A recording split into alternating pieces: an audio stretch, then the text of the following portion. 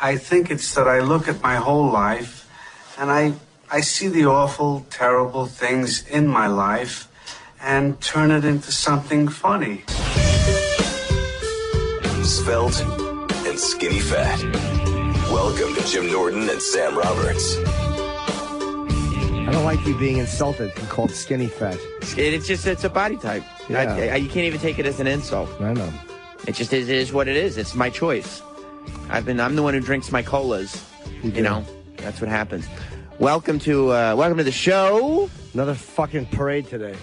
Yeah, I got to tell you something. I was thinking about it. I didn't realize the parade was happening. It's Columbus Day, I guess, right? Yeah. I didn't realize the parade was happening until I got here because they closed like a full street all the way down. But I love working on holidays. Why? Because the train is like empty. Oh. And so you don't have to deal with any of it. Usually you have to stand up on the train when I come in because I don't want it, because everybody packs in like sardines. I'm surprised nobody gives you their seat. I'm surprised no gentleman gives you their seat. Miss, would you like to sit down? Miss, can I help you to a seat? Miss, I see you're expecting, miss. Would you like to sit down? I actually, like, because most of the train was empty today. Usually I stand because people pack in, everybody lines up, you know, right where the door is supposed to land on the platform. And they all pack in, and everybody sits next to each other.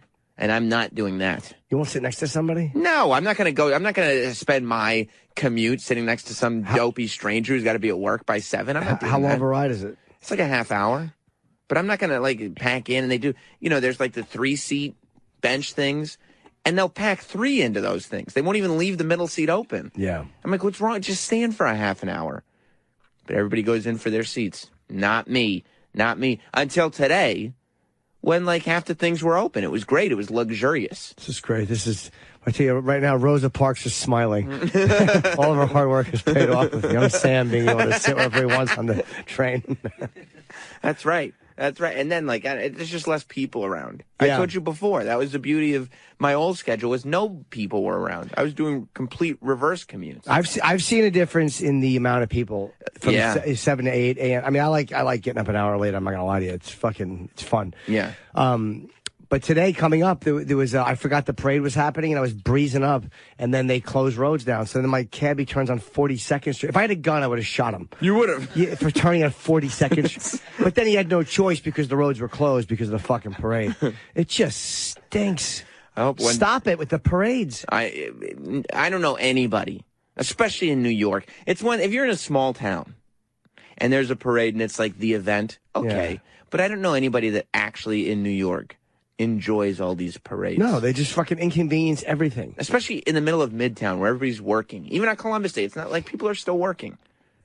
How about you do it down in lower Manhattan? Yeah. How about on the tip of Manhattan you do it? Like to the very lower... no, the FDR Drive is not a good place. That would probably bother. That's where I vote for. That would block a little bit of traffic. Yeah, it would. I was just at the very bottom of Manhattan somewhere. Do it on Staten Island. How about Staten Island? Staten Island's the perfect place for a parade. Because, you know, what are you doing over there? Nothing. Nothing. They're doing nothing on Staten Island. Yeah. Not producing anything. There's no subway. No. Perfect place for a parade. But, it does seem like every day. I'm surprised. I had to get out of my cab and run. You ran? Yeah, it literally was. It was like a half-hour trip today, and I had to get out of the. I know this is, I do understand there's people starving in the world, and this is not the biggest problem. But I had to get out and walk 7 blocks. Oh, did you actually run, or did you just briskly walk? Both. You could. I mean, it's no rush. It's you don't have to worry about it. I wanted to be on time. Well, it's important. You were on time. It's only a week old. The show. I can't be late. You're right. No. That's true. That's true. You don't want to set a precedent that you can't live up to. No. I'm kind of surprised that. We still celebrate Columbus Day as much as we did. Like, it's kind of common knowledge that it wasn't the start of the country wasn't the greatest thing in the world. You know what I mean? At this point, I think even in school, they're like, yeah, Columbus discovered it, but he's not exactly, I don't think anymore, being taught as like the hero that he was taught maybe when you and I were going to school. Yeah, remember Columbus sailed the ocean blue? Right. What was the play? I don't remember the rest of the 1492. Something happened in 1492. Columbus sailed the ocean blue. Let's check the Tef box for fact. Yeah. Tef box. No, you guys pieced it together. But there's more than that, though. Is there? Yeah. In 1492, Columbus sailed the ocean Oh, blue. I forgot the ocean. I forgot the beginning was 1492. Yeah, you just got it. That's what we just said. Yeah. No, but I said Columbus first. Right. I made a mistake. All right, so I thought you said Spider, I'm all right. Hey, it works. you got it right. Does your daughter get taught? What does your daughter get taught about Columbus? I don't know. She's off today. They're not teaching her anything. Nothing. Not a thing. They're like, let's avoid the whole Columbus subject Yeah. altogether. What did your daughter get taught besides grandma's not bringing any gifts?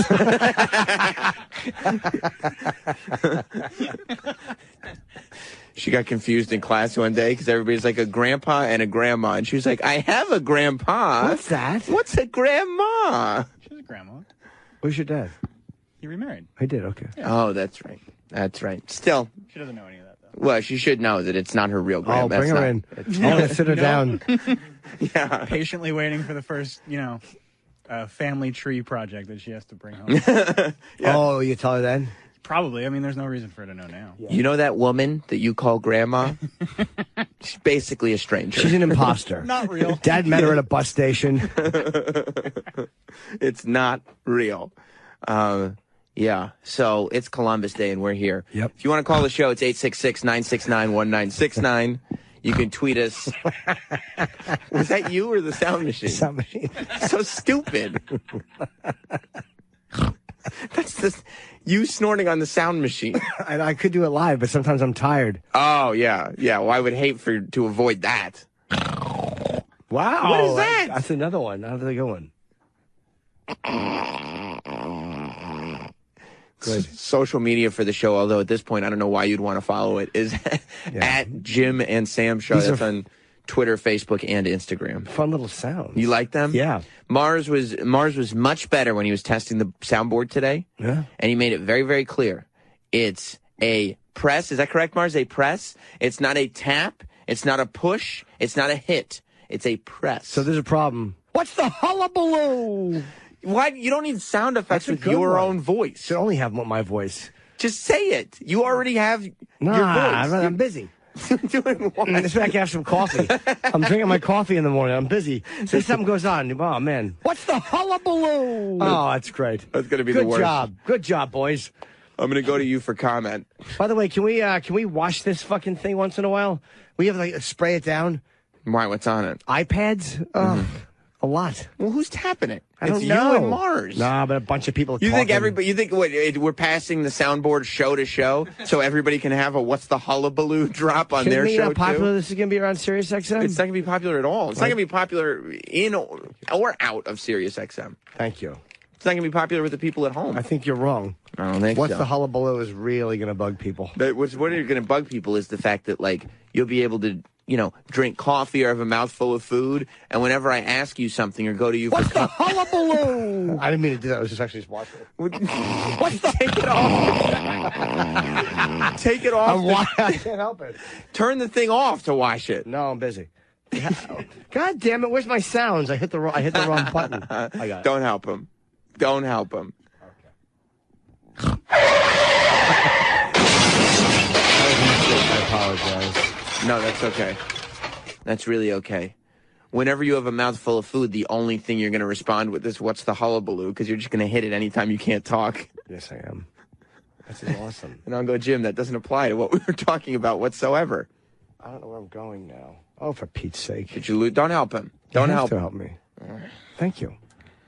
You watched the debate last night? Yeah, I did. I saw most of it. I was at someone's house, and coming home. Whose house were you at? Just a friend. Oh. It was just a friend. Believe me. Oh. By the way, speaking of friends, Isabella is coming in later on this morning. Yeah, she is. She's a friend of yours. She is. I haven't seen her since the last time she was here. Yeah, that'll be good. That'll be good. So, debate. I thought it was really good. I went. I missed some of it, but I was so into it when I left. That I was watching it. This is how amazing. I was in the cab watching on a YouTube stream. And I'm like, what an amazing time to live in. Yeah, I think it was streaming everywhere. It was streaming on Twitter. Like Yeah. I was going through tweets like right before the thing started, and something just came up that said, if you want to stream the debate, click here, and you could watch it literally anywhere. Trump has this thing though where he can only talk for he's so calm. They were both very calm on this one. Hillary, I thought, at least the way she came off personality-wise, was very good. Because she's always so awful and shrill. Right.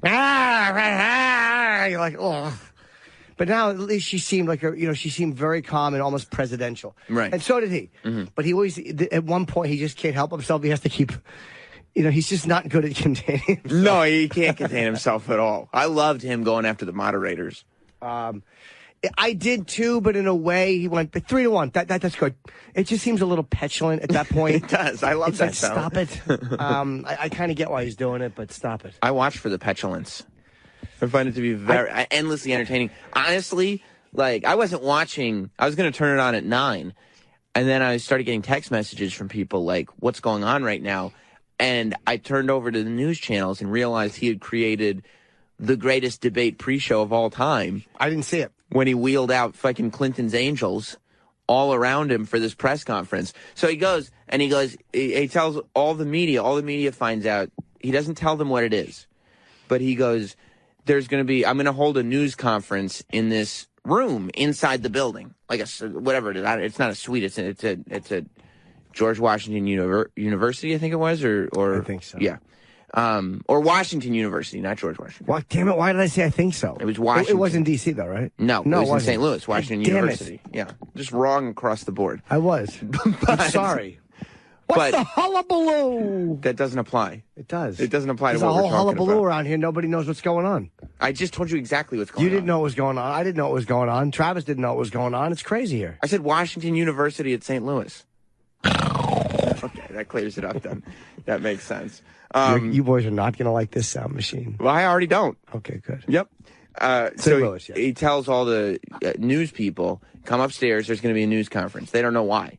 They walk into the room, and he streams it on Facebook Live and everything, and he's sitting there next to Paula Jones and this woman that said that Bill Clinton raped her, and the woman who, when she was 12, Hillary Clinton, as the district attorney, defended her rapist and reportedly laughed about it, and all this stuff. None of them were new accusers, by the way. I've heard the Hillary laughing stuff. Mm-hmm. I don't think she's not laughing at the victim, even though she wasn't laughing about the victim. And look, lawyers have to defend people, of course, especially district attorneys. They get assigned to cases. You have do district attorneys get assigned to defend people? I mean, yeah, they're the district attorney. But the DA is a prosecutor. Oh, no. A public defendant. She must have been public defendant. Okay. Yeah, that's what it was. Yep, looks like, I see. Wait, see, everything that doesn't, am I right or wrong, that's Travis? not what that sound effect You're means. Definitely wrong, yeah. Yeah, that's not, I wasn't joking. What's the hullabaloo? You're using the wrong No, I'm not. effect. It's a hullabaloo. It's crazy. No, the hullabaloo was that you used the wrong sound effect before. No, I didn't. I used it right before. We didn't know where the debate was held. None of us know what lawyers do. So I heard that tape of her allegedly laughing. That was shit. But the rape one, I've read that account too. Mm-hmm. By the way, people would tell me the Trump rape account, like, hey, or not rape, but the harassment where he said you groped this woman. Her and her husband got involved in a business deal with Trump. And people check this woman out, listen to her case. So I read about it. She was saying that Trump was doing it. She was scared of him. Her husband didn't like him, but they wanted the deal. So they were hanging out with Trump. And then all of a sudden, her and her husband went through a divorce. And then her and Trump started calling her. And then she started dating him. So all the people who were referencing that woman that Trump had fucked with, he dated that woman afterwards. So he couldn't have fucked with her that bad because she came back up and dated him after. Right. Let me hear this moment from Trump bringing out the Clintons' angels. Mr. Trump may have said some bad words, but Bill Clinton raped me and Hillary Clinton threatened me. I don't think there's any comparison. It was crazy. See, nobody really knew how Trump was going to handle it, because we should probably play the audio also. They came out on Friday of Trump with Billy Bush. I haven't heard that. You haven't? No. You didn't get around? Yeah, I don't know. What happened? You didn't even hear about it? No. Trump said when you're famous, you can grab women by the pussy. Fuck yeah! Who says that? What did he say? Well, Trump said that when you're famous, you can just do whatever you want. You can grab a woman by the pussy. That was a sound effect. No, here's the problem with the sound effect board. Nobody knows when there's sound effects. Sure they do. It just sounds like you're just doing it. Well, I'm talking now. The only way the sound effects can be effective is if you talk over them. Yes. That's good. That's really effective. So Trump brings these women out to combat the fact that audio came out from 2005 where he's on a bus with Billy Bush. I guess they're filming for Access Hollywood or whatever show Billy Bush was doing at the time. And Trump is not a guy who cares if a mic is on him or not, I suppose. He forgot that he had a live mic. That's what happened. I've had that happen to me. Granted, I mean, I'm not on the same level as him. Right. But I have had that happen where I realized I had a microphone on and I was having a really lewd conversation. You forget that it's on because it's a lav. It's just taped to you or strapped to your tie. You think it's off. A man basically confessed to murder because his lav was left on. That's right, right. Yes, yeah, I killed them all. Of course I did it. Of course. That got less publicity than Donald Trump is getting right now. This is the biggest mic left on thing ever. Yeah, that's, but you do forget. It's not like it's in your face.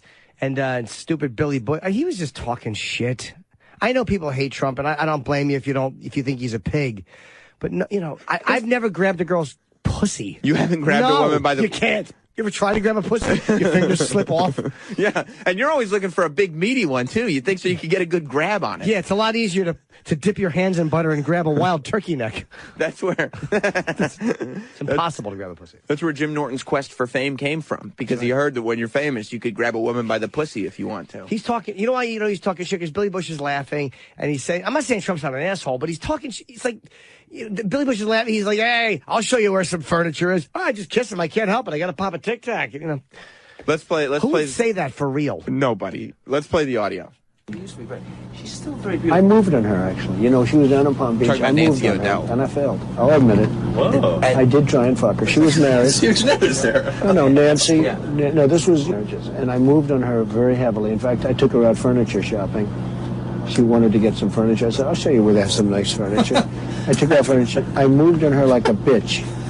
I couldn't get there. And she was married. And all of a sudden, I see her. She's now got the big phony tits and everything. She's totally changed her look. She's your girl's hot as shit. In the purple. Whoa! Yes! Whoa! Yes, the Donald has scored! Whoa! Oh, my man! Wait, you gotta look at me when you get out. You're like, set this up. That is very... You give me the thumbs up. Look at you. You are a... You gotta put the thumbs up. You gotta get the thumbs up. Can't be too happy. Else off first? Yeah, let me... It's very funny. You gotta give me the thumbs up. You and I will walk in. Oh, my God. Maybe it's a different one. Better not be the publicist. No, it's her. Yeah, that's her, with the gold. I gotta use some Tic Tacs just in case I start kissing her. You know, I'm automatically attracted to beautiful. I just start kissing them. It's like a magnet. You just kiss. I don't even wait. And when you're a star, they let you do it. You can do anything. Whatever you want. Grab them by the pussy. You can do anything.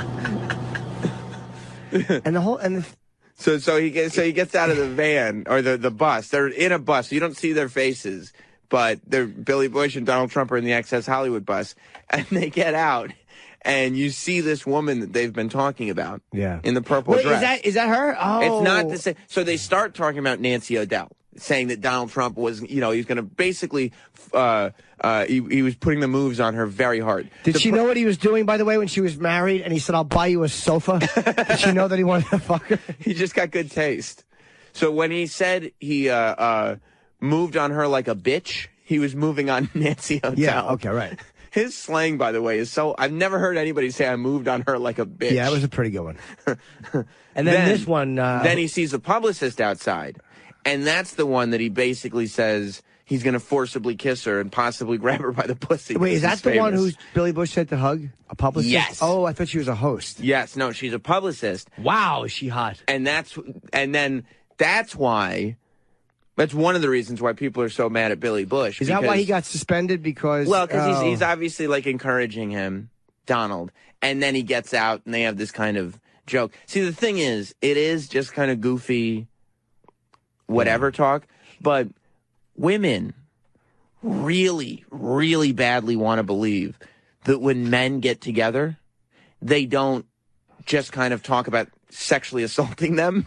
Like they want, in all their heart, women want to believe that when it's just men hanging out by themselves, that they're not joking around about sexually assaulting them. But no one, when in that context, even though technically that's assault, that's like saying, look at that girl, oh my God, when I grab her tits. That's assault. Right. And guys do talk like that. But you're not talking like that because you really want to, you're not looking at it through the lens of assault. You're not saying, I want to go out and, like if he had said something like, oh God, I'd like to rape her. A lot of guys don't talk like that. Like that, most don't. But you know what I mean? That would be something you go, like fuck. Third graders kind of talk like that when they first learn the word. Right. So he's not. He's looking at that as just being obnoxious and talking shit. That's the same as saying, "Oh my God, I see a girl like that. I just want to grab her tits." That really is what the same thing is. But he said, "I'm going to kiss her. I don't even wait." Like he's specifically taking a second to say, "I don't need her approval." But he didn't kiss her. No, he didn't. He didn't do it. That's why it's just as he said. He didn't grab her. Just words. He was actually fairly respectful when he was walking with her. Right. He didn't act like an asshole. He didn't say, hey, come on the bus. I'm not, look, I get it, people don't like the guy, but that shit talking is just meaningless to me. I didn't care that Bill fucked the chick with a cigar. Who cares? Right. Gives a fuck. Right. He did not actually sexually harass her. And honestly, like Billy Bush, it doesn't make any sense at all that he's suspended. I guess maybe you have to because the housewives that watch the Today Show won't like you anymore. But it's a tape from 2005 where he's just kind of laughing along as Donald Trump says very naughty things. Like there's nothing to it. So for Billy, like, you know, there's not that much damage that Billy has really done. That hurts Trump a lot. That definitely hurts him. And here's the, like, I thought going into the debate, when I heard the tape and I saw that everybody was just going with it, like they just went nuts with it, I was like, he's done. That's it. He's finished. And then he comes out and he brings, you know, all the Clinton girls out with him. And I go, he's really grasping at straws. This isn't even sort of going to work. This is way too vile even for him. He's finished. And then I watched the debate. And the reason that I think, because context, it means a lot. And the reason that I think that Donald Trump certainly won the debate last night was because after that debate, you go, holy shit, he's still in it. You know what I mean? You go, wait, I was going like, I watched the whole thing and I was like, oh my God, like he's not out of this thing. Both of them I watched last night. Both of them talked like, you know, cause her speech is so irritating. So like when she talks, but I liked her yesterday. No. Hillary didn't do a bad job. I'll tell you, she got tripped up a couple of times. He fucking hammered her on the email thing. Well, and she also at one point moralized a little bit that, you know, he doesn't respect women. And it's like, that's what annoyed me. It was like, what are you talking about? You're married to a guy that came on an intern. Right. Who's now going to be the first gentleman. Stop moralizing. I don't even hate Hillary, but stop fucking moralizing, you goose. Yeah. I liked her outfit, though. You did like her outfit? Yes, I did, actually. I thought she looked great. I really did. Oh, good. I was hoping we get some fashion police for the debate. There was some guy, too, on CNN, like, because CNN, I like Anderson Cooper. I don't care. I mean, he's definitely anti-Trump, but I still like him. But the guy who worked for CNN, one of the announcers, who was going, men do not talk like that in the locker room. Well, you know, not at David Barton. They don't. Did you hear that guy? It's like, come on, you're not the guy we're going to. Right. Yeah, you're not the alpha male stereotype that maybe the Donald represents. This is so much fun to watch. It's the greatest thing I've ever seen. So much fun. I turned off wrestling to watch the debate last night. That's how much fun I'm having watching this. Well, this is pretty good wrestling right here. Shut the fuck up! Okay? Thank you. Shut the fuck up! What's that from? I don't know, but it's certainly worthwhile. Adrian? Yes. What's that from? Curb Your Enthusiasm. See? Shut the fuck up, okay? Shut the fuck up! That's just something that goes on, I would hope, in Jim's head sometimes. All the time. Yeah. 866-969-1969. Let me go to John in Michigan. John, welcome to Jim Norton and Sam Roberts.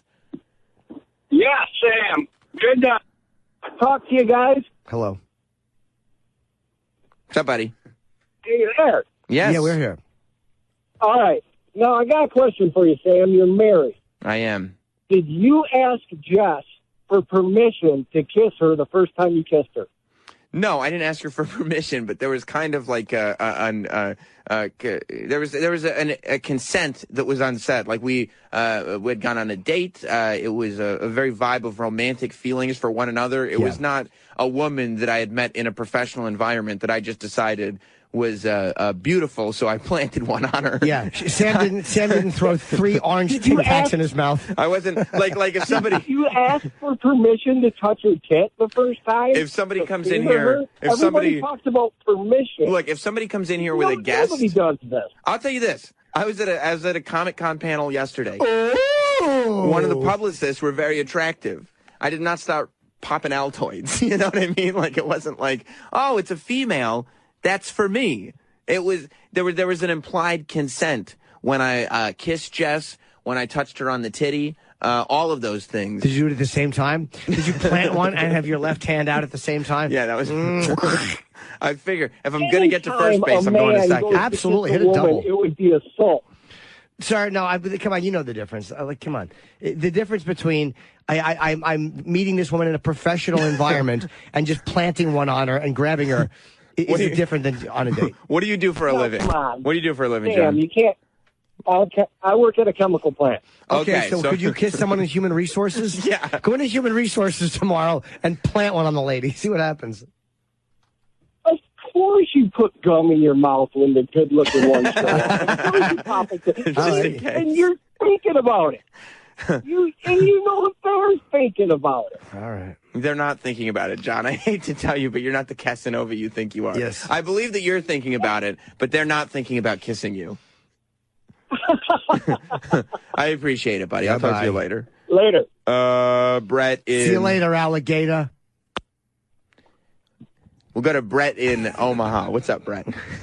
Hey, guys. Good morning. Hey, love the new format. You guys are doing an awesome job. Thanks, Brett. We just try to come here and entertain. Just let Brett move on to his point. But he was just complimenting We don't need us. to get into that. We wanted you to show up, make you laugh. See, I need the you shut the fuck think. up button. That's not one, Jim. Shut the fuck up! Thank you. Okay? Shut the fuck Thank up! you. But then I win people over by doing this.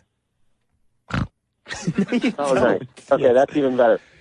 Hey, I just wanted to point out, if you look at the longer version of the tape, Billy Bush really prods Donald when he gets off the bus, and he's kind of egging him on. And even when he gets off, he says, you know, how about a hug for the Donalds? And then he wants one for himself. How about one for the Bushies? So I think the fingers need to be pointed at Billy Bush. Oh, wait, did he want a hug, too? I don't remember him getting a hug. There was definitely like... Yeah, he goes, how about... And he called himself the Bushy. Did he really? He is a Bush. Yeah. Ew. Yeah, he goes, how about one for the Bushies? He did, like, when he was going in for the hugs, it was very obvious. Once you knew the context of the conversation that was on the bus, it was definitely Donald and Bushy's inside joke. Okay, of yeah. like, we were just talking about assaulting this woman. Let's get a hug from her. He was just showing off for Donald. Yeah. He was showing off for Bushy. Donald. The Bushy wanted to... All right, thanks, guys. Good luck. Thank you. The Bushy wanted to see if Donald was really going to grab her by the pussy. He's like, all right, give her a hug. Let's see if you'll grab that pussy. She's amazing, by the way. The publicist was gorgeous. Has she commented? I haven't read a comment from her. I wouldn't be surprised, but I haven't read anything. Bobby from Kentucky. How's it going, boys? Hi, Bobby. This might sound a little crazy. I don't know. But if you think about how guys actually talk amongst men, you're two men, sexually active, I assume. With each other? Yes. I believe it. So when you discuss women or whatever, you say, oh, I want to fuck her, I'm going to fuck her, or whatever. But you don't consider that rape necessarily. So what that implies is that... Well, if you said, like... But here's the only thing that, like, screwed up to Donald is he goes, like, I don't even wait, I don't care. Like, if I was like, oh, I'm going to fuck that girl, I don't care if she says yes or no. I mean, I guess you might say that, but, like, still, like... That's what, like, I heard it and I was like, okay, that's funny. I can move on from that. But I think it goes back to, you know, women are under the assumption that we're not joking about sexually assaulting them. And I think they'd be alarmed to find out how often you could construe locker room banter to actually being in conversation about sexual assault. It very often is. If you break it down like that, like it very seldom results in actual assault. But more often than not, you could construe it. Do you know how many times I've said stupid things like this that I wouldn't do? You have? Oh, Right, every time you're like, oh my God, look at her. I would love to throw cum on her. But you know what I mean? We've all said stupid shit like that. Oh Wouldn't my that be God. great if Jim ran for president and they were like, he wanted to throw his semen on a woman that he was working with. Oh my God, I would titty fuck her right now on the floor. So many things like that are just obnoxious exaggerations in the moment. And I would say this about, if this was fucking Howard Dean, I would say the same thing. It's nonsense. Mm-hmm. If he did it to somebody and they have a case that he did it, well, then go after him for that. How great would that be if he got off the bus and just grabbed the woman by the back of her skull and planted one right on her lips? A big wet kiss and she melted. Oh, yeah. Donald. Oh, Tic Tacs are the worst breath freshener, by the way. Really? They don't do anything for you, but they make your mouth all sugary and dry. I fucking hate Tic Tacs. It's candy. Yeah, but what about there's peppermint ones. Those work, don't they, or no? I guess, but there's so many better breath fresheners. Altoids? No, they're too much. They're curiously strong. I prefer gum. How about Mento?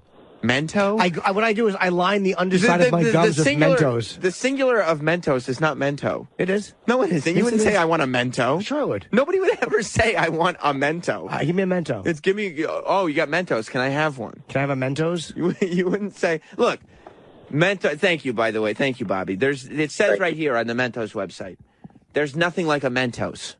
Oh. It's a Mentos. How about a lady's toast? That was live. Ladies' toast. I line under my gums with Mentos, and my breath is fresh for hours. But they're so big and yes, they are. bulbous. I've noticed that. Very apparent. Makes for a very clumsy kiss. John in Arkansas, welcome to Jim Norton and Sam Roberts. Hey, guys. First off, I got to say, Jim, your videos of you slow eating are the fucking best.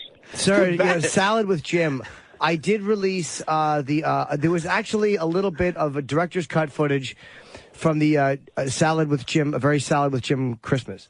So thank you for noticing that. But, So I got to say, a lot of this shit is phony fucking outrage. I mean, this shit happened 11 years ago. Then they fired Billy Bush over it, having full knowledge of it, that it happened 11 years ago just to make themselves look good. He's suspended. He can get fired, but he will. He's suspended indefinitely. And he just got the Today Show gig, by the way. Yeah. Like, they just traded him out for one of the girls over there. It doesn't look good for him. But you do have to imagine that the people at NBC knew this tape existed. No. Oh, absolutely. Somebody went back. Oh, for a week ago they did. But I don't think they knew all this time. I heard they were worried about a lawsuit. They were worried about Trump suing. Yeah. And they went back and found it. You don't always think to look. I bet you that now they're pouring over every TV appearance he's had. Yeah. And they are listening to hours and hours of footage from The Apprentice over every season, every interview, for anything off mic.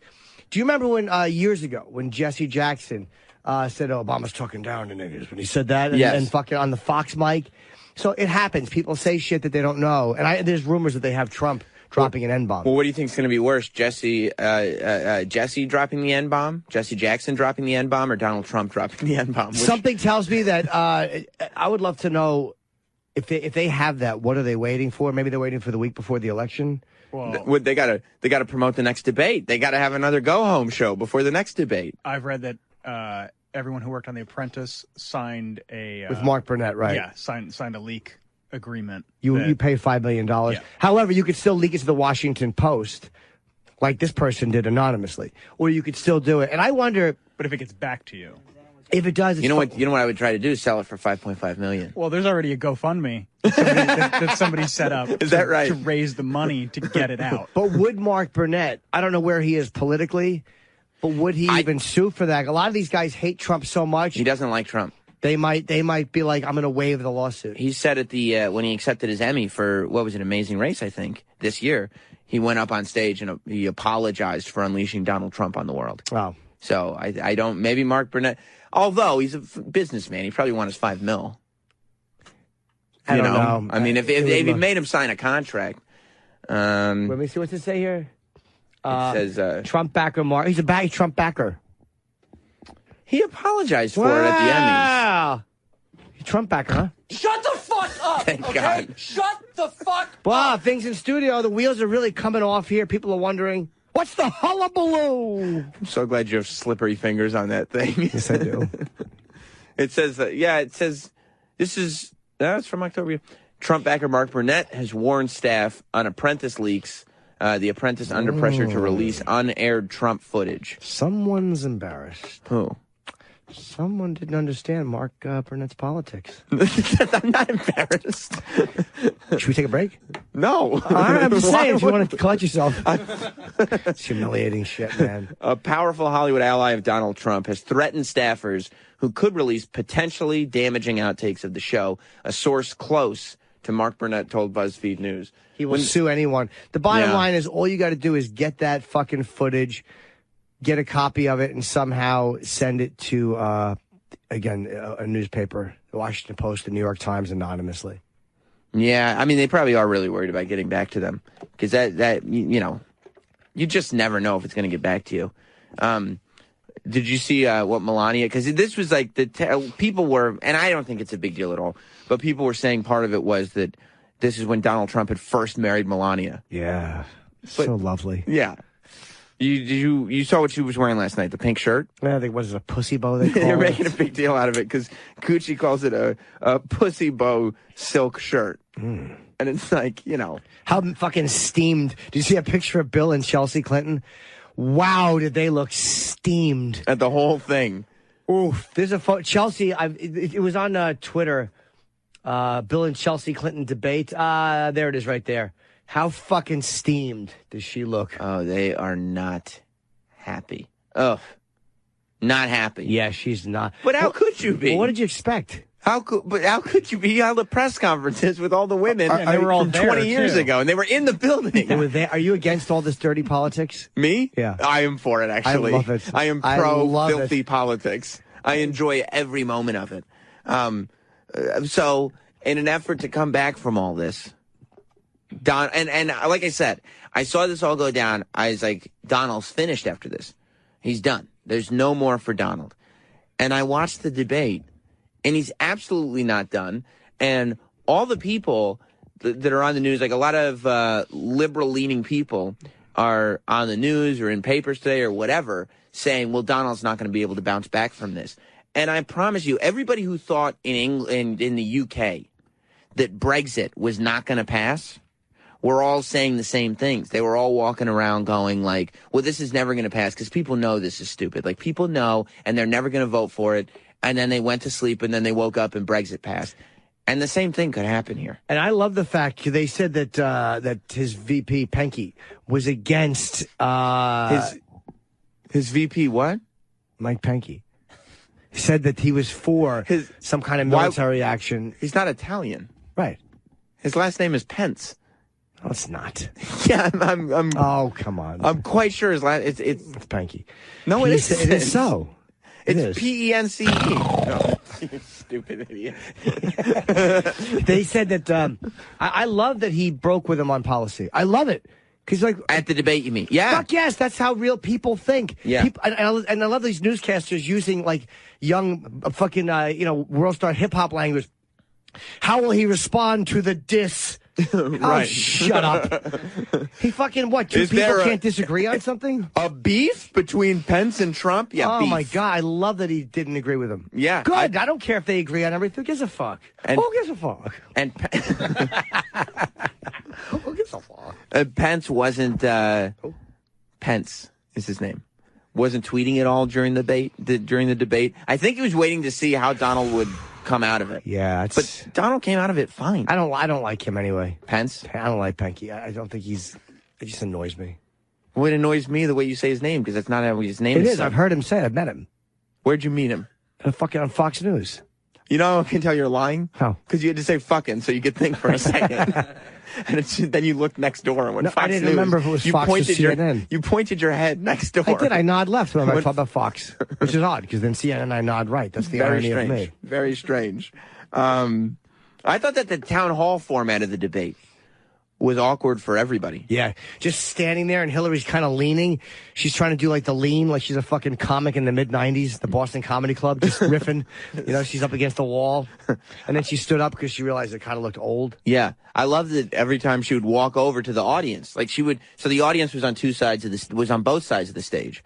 And if a member of the audience that was on the side of the stage that Donald Trump was on asked a question, Hillary would walk over to that side and address the audience. But Donald would not move from his position and would just stand directly behind her and get in every single camera shot that he possibly could. So he was just looming over her. He is a camera-savvy guy. He is. Except when his mic is on. Yeah. Oh, Donald. He's visual, not audio visual, just visual. Yeah. But he would just like loom right over her, and he looked tall and he looked foreboding, and he looked like a presence standing behind her. And I will tell you this: I'm quite sure that he made a point. He looked at Hillary. He saw that when Donald was talking, Hillary would sit in her chair. And at that point, Donald decided that he would remain standing for the entire evening. And, he... Because he did not sit once, and that was him. We know, because remember when he called in, he was like, I never get sick. Yeah. That's his thought. He's like, I want people to see that I never sit down. I stand He's really all the chubbed time. up, hasn't he? Donald? He's really fucking chubbed up. Well, he has chubbed up a little. He's probably had to have his suit jackets taken out a little bit. He's chubbed up a little bit. Well, he enjoys the fast food on his private planes. Yeah. He's got all kinds of pictures of him. I thought it was fun to watch. When's the next one? It's 19th, I think. 10 days or so. Wait. Yeah, it's going to be good. Did you? So you think that's what he was doing? Standing up on purpose the whole time? Oh, without a doubt. 100%. Of course. Plus, he probably looks too fat when he sits. There's nothing behind him. He's also sitting, because right now there's just a chair, so there's like fucking fat rolls will hang over. Like, I put a few pounds on, I can feel my fucking little blubber rolls over my belt right now. Yeah. Not a lot, but you still feel it. Your core just You mushes feel it. up. Yeah, you feel it like when you're fucking your tits and your balls accordion together a little bit. You like kind of sink in on yourself. Plus his big fat thighs press against the seat and they just expand out. Yeah, he doesn't look good sitting with no table in front of him. If there was a big table with like a skirt hanging in front of it, he'd probably sit. Right. But there's not, so that's the last thing he wanted. He wants to look thin. Did you see him standing behind the chair? He did stand behind the chair a few times. And it looked like he was having sex with it? Yeah. Did you see that photo? Why did he go behind the chair? Well, because he put his hands on the back of the chair so like he could lean on it.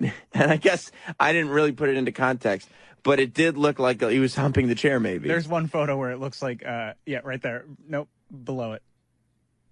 Oh, yeah. It does. And look at that. By the way, not only does it look like he's having sex with the chair in that photo, but boy, does he look chubby in that photo, too, huh? Yeah, he looked a little fat. He does look fat, doesn't he? Look at the way his butt protrudes. I have to He's be got a fat little tushy on him. Protrudes. What did I say? Protrudes.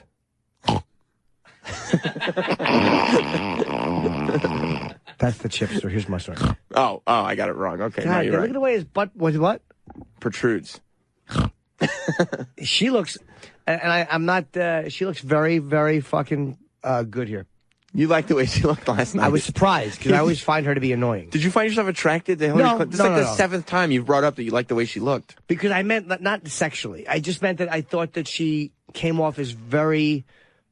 The only thing, here's what I hated that she did. Hated, is when he's talking about race and the black communities and how they've kind of gotten fucked and they're dangerous. Most black people are probably going, yeah, they are dangerous and something needs to be done where, law and order or whatever. And she's just saying all these nice things about African. It's like, you don't need to do that. So you thought Donald, on the other hand, looked very well fed. He looked like he had a good meal. This is so much fun to watch. Fat Donald having sex with the chair. It was, so I can't good. wait to vote. I still don't know who I'm voting for. I swear to God, I don't know who I'm fucking voting for. I don't either, to tell you the truth. But, I mean... It ain't Gary Johnson. Oh, he's a fucking moron. What a moron. He's an idiot. God damn it. All you libertarians, you got to admit, you really threw a dud out at us. Yeah, and of all years, too. This is the year that a really super charismatic, sharp libertarian could have taken us all by storm. Yeah. But it ain't happening with this guy. Nope. Name one foreign leader. No can do, buddy. Next question. I know. He would have looked better if he yelled Hitler. Yeah. At least you knew one. Right, that's one. Obama! That would have been a better answer than I can't name anybody. Yes. What do you think your favorite moment was from the debate last night? when he said you'd be in jail, the speed of that, when she's like, I'm good, Donald's not in charge of the law, whatever the fuck she said, you'd be in jail was a very funny comeback. It was perfect, and it was so quick, and the way the audience was responding to Donald Trump really didn't make Hillary look good. Go for it, Adrian. You gotta turn the sound on there, bud. It's just awfully good that someone with the temperament of Donald Trump is not in charge of the law in our country. Because you'd be in jail. You got your iTunes open? Adrian's, what are you doing, Adrian? Adrian's listening to all his songs. What songs are you listening to? He just likes to listen to all his songs in the morning. Ew. He's playing music What videos was that? and stuff. He listens to easy listening. Ew. He tries to get like a spa vibe in here in the morning. What a fucking creep. He is. What are you, 25? You got some Carole King on a loop? He's a real bushy over there. Okay, go for it. It's just awfully good that someone with the temperament of Donald Trump is not in charge of the law in our country. Because you'd be in jail. Secretary Clinton. That murdered. And Nailed it. he actually dropped the mic down after that and walked away. Yeah. He like lowered his mic. That was perfectly delivered. He could have dropped it at that point. The drop the mic thing is so horrendously overused. Yeah, that's but awful. That was actually a moment. But he lowered it. Where you could have. Yeah, it was incredible. Listen to the crowd go wild when he says it. Yeah. Woo! Yeah, they really cheered. And this is a college campus. Like, this isn't like a specifically conservative environment. They packed it with both of their. I think they have 40% and 40%. I forget how they do it. There's a method to it so one doesn't get overwhelmed. And we pointed out at the end, because I would have loved to have taken pictures if I was down there. And they handed out disposable cameras to all of them. There's a certain audience member that I definitely would like to talk about. But I want to, while we're talking about our favorite moments, I thought that Hillary, where it all turned, so like at first I go, Donald Trump, they ask him specifically about the tapes, about the pussy grabbing. Yeah.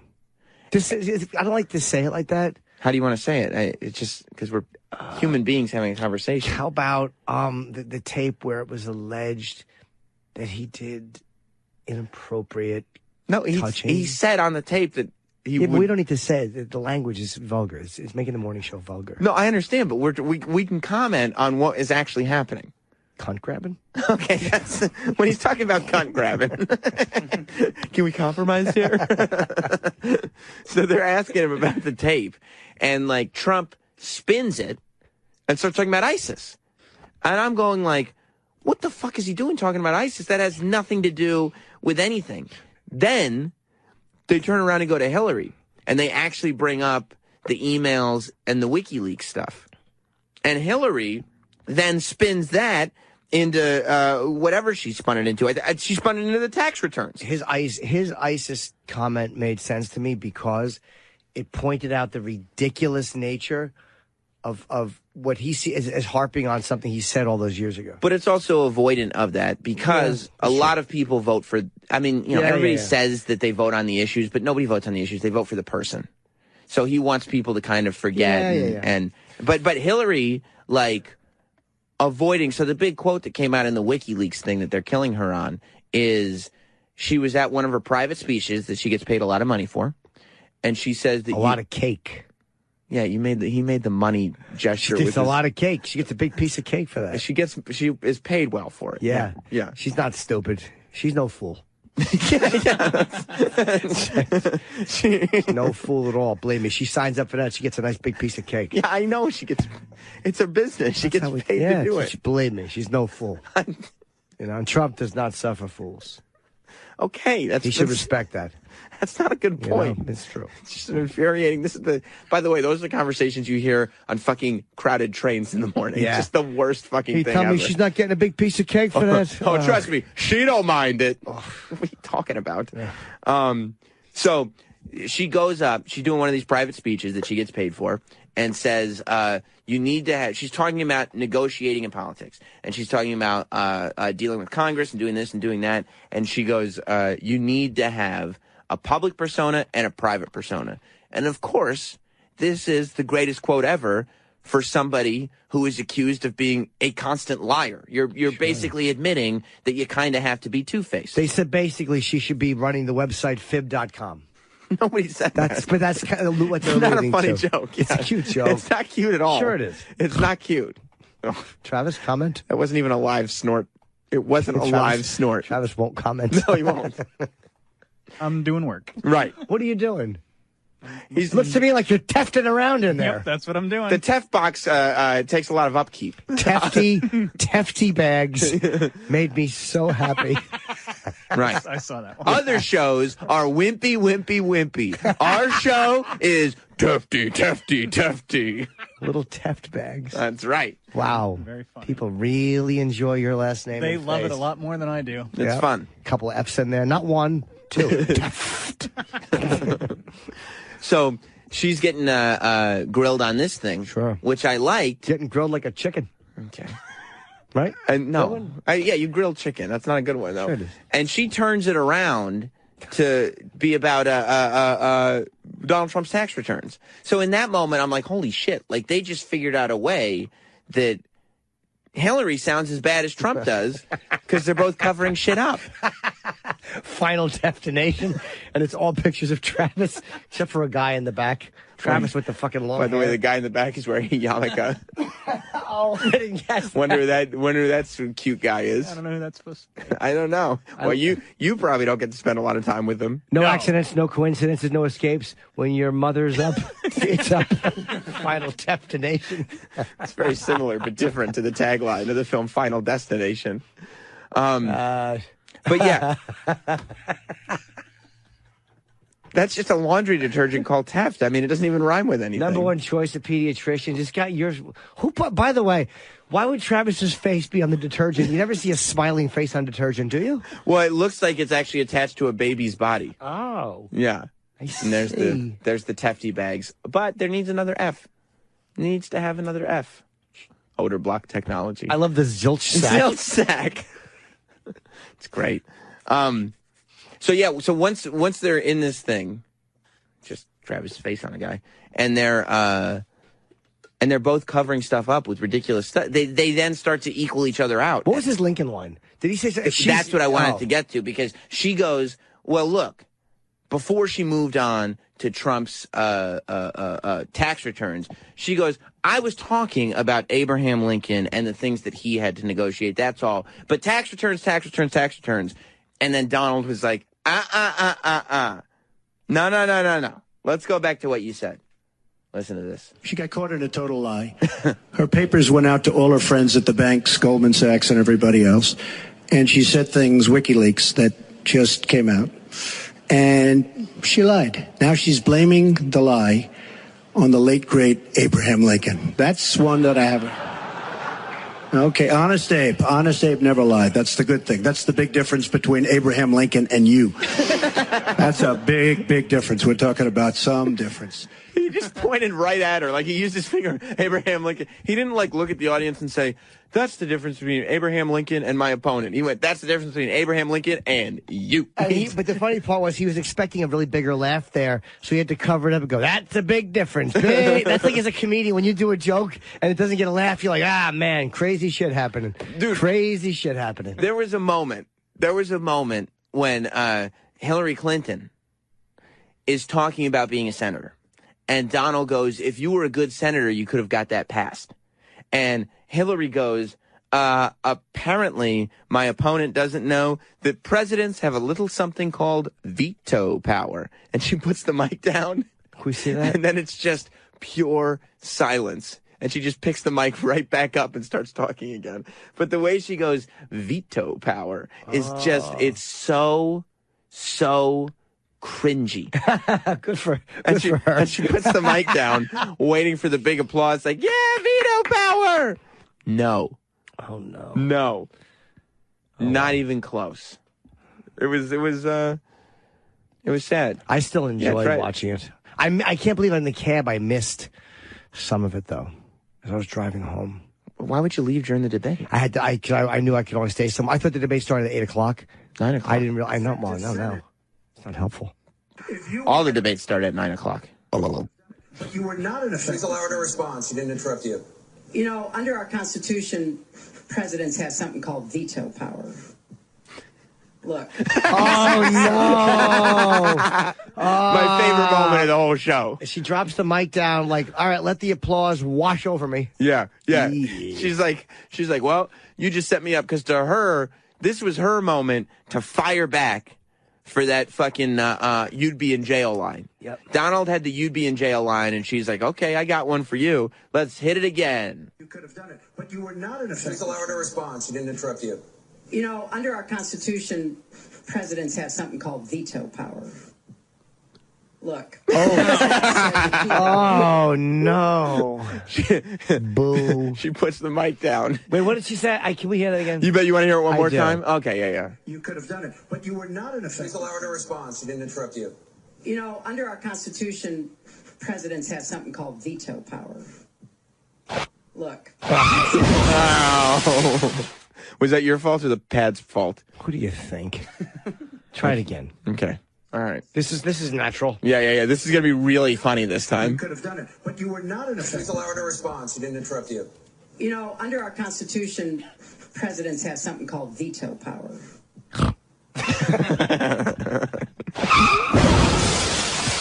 I hate the fucking iPad. You do?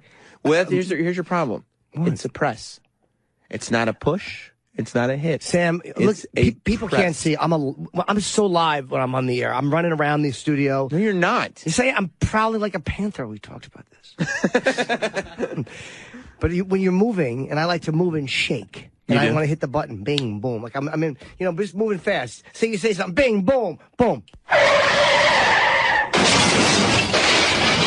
I didn't even touch the iPad right there. I just looked at it. Not only did you touch the iPad, you touched the iPad when you said bing. Then there was a pause, and then the sound effect didn't kick in until you said boom. I know. It was very poorly timed. We talked about this. I fucking run around the studio. I'm like Eric Bogosian in talk radio, where I walk around, I'm just talking into the air. That's how live radio is done. Smoking cigarettes? Yeah. No, you're not, dude. I am so. No, you're not, bro. About this. You're just sitting there. We talked about this. Sometimes you look at your phone, have a cup of coffee. We talked about this. It's very casual in nature. Not true. Yes, it is. Wild man studio, prowling like a panther. We talked about this. Ooh, looks like someone's got breakfast. It's not cute. It's cute. No, it isn't. How do you think about cute? Thank you very much. It's so stupid. Thanks. I know you. Everybody. Did you touch my fork? He touched it. He touched the top of it. Did you put your hands on the fork? Yes, he did. He held it in his teeth. He did. He licked it. No, too. I don't wear condoms. I'll live.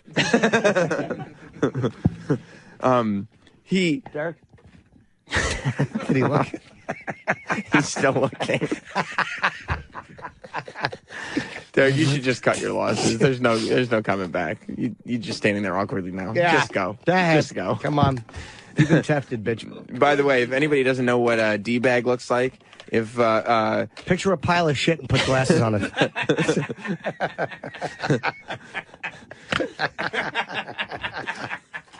Oh, thanks. You're off it. D-bag, do you ever carry around a disposable camera? Sometimes. You do? Yeah.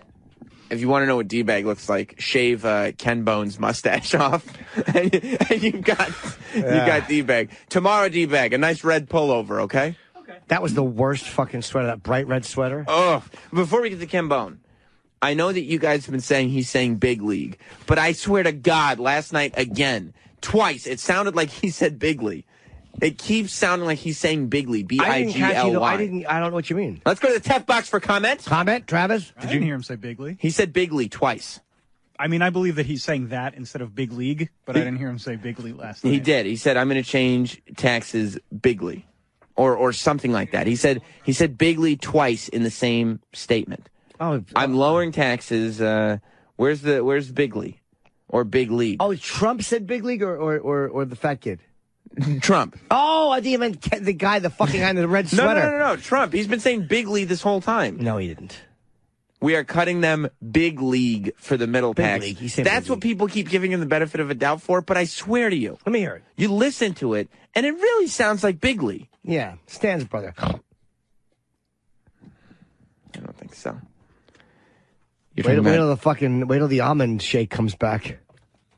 The almond shake? The chip almond shake. I don't before want joke punchlines. No almonds. Travis, you remember that? Yeah, unfortunately. Some things I just can't forget. I'm still waiting for Liddy to come back. Oh, my God. Yeah, G, forgot about Liddy. G Yogurt Liddy. You guys forgot the fucking voice. Hey, I'm Liddy. Nobody forgot the voice. In this political climate, I'm surprised he's not back. We haven't reached out to G Yogurt Liddy for comment. I forgot what Liddy would even say. It's been years since Liddy showed up. There was also... Did you like Liddy? I did.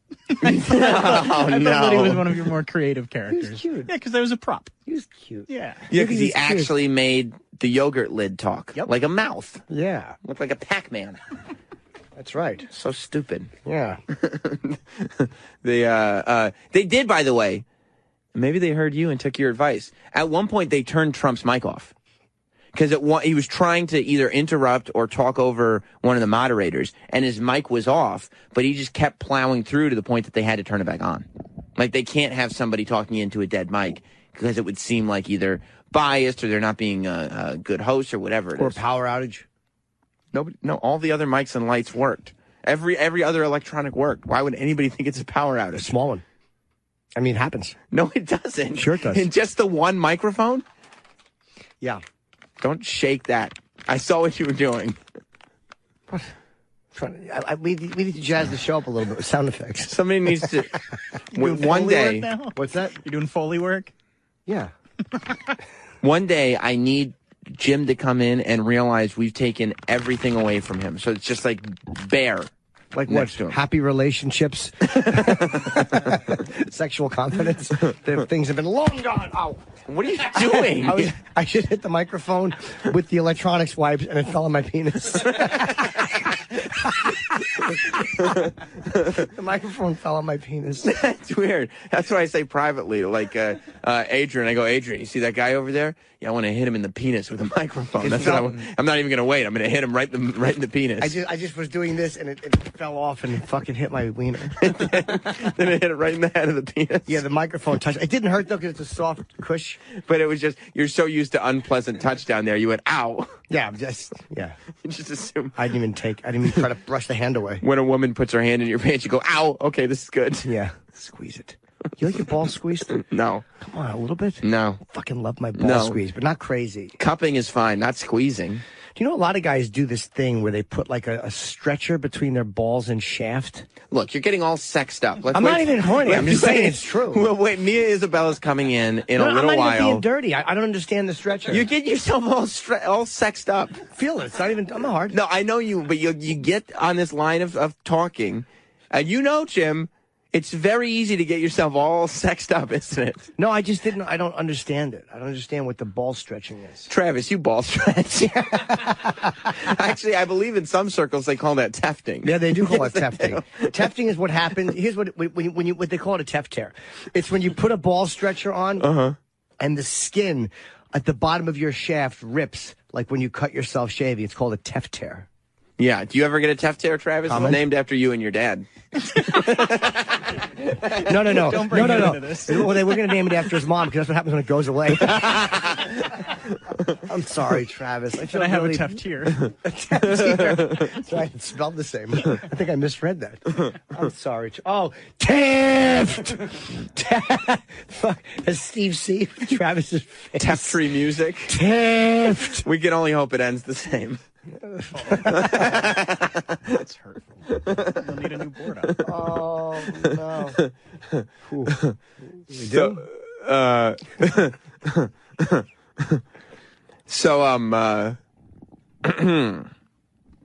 As we were talking about Ken Bone. Play a fucking clip. There's no... Play a fucking clip. Let's give Ken... Play a fucking clip. We're going to. Stop talking with your mouth full. If you're going to talk with your mouth full, you know what to do. Hit the fucking button where you talk about whatever is going on in the studio. Hit the button? Chicanery, whatever. I can't remember what the stupid Chicanery? What is it? Hullabaloo. Hullabaloo. Never help him again. If your mouth is full, hit the hullabaloo button. And if you stop helping me but help him with his iPad, you're fired. That's just stupid. Let's play the big moment that I think, honestly, first of all, hey up. Before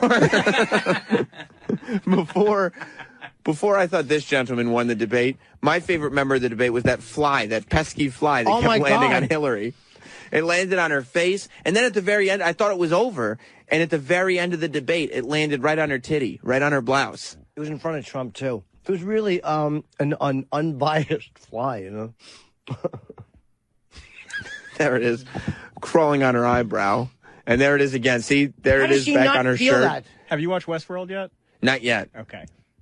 Is there? Will it relate to this? Yeah, because there's robots in it, and when the flies are on robots, they don't do anything about it. Oh, so this maybe the same thing works for like reptilian people, so like a lot of Hillary. people were commenting on that. Yeah, she's a Westworld robot. Yeah, because that's one of the ways you can tell. Which, by the way, you have to watch that show. I will. Maybe I'll watch it. Is it good? It's great.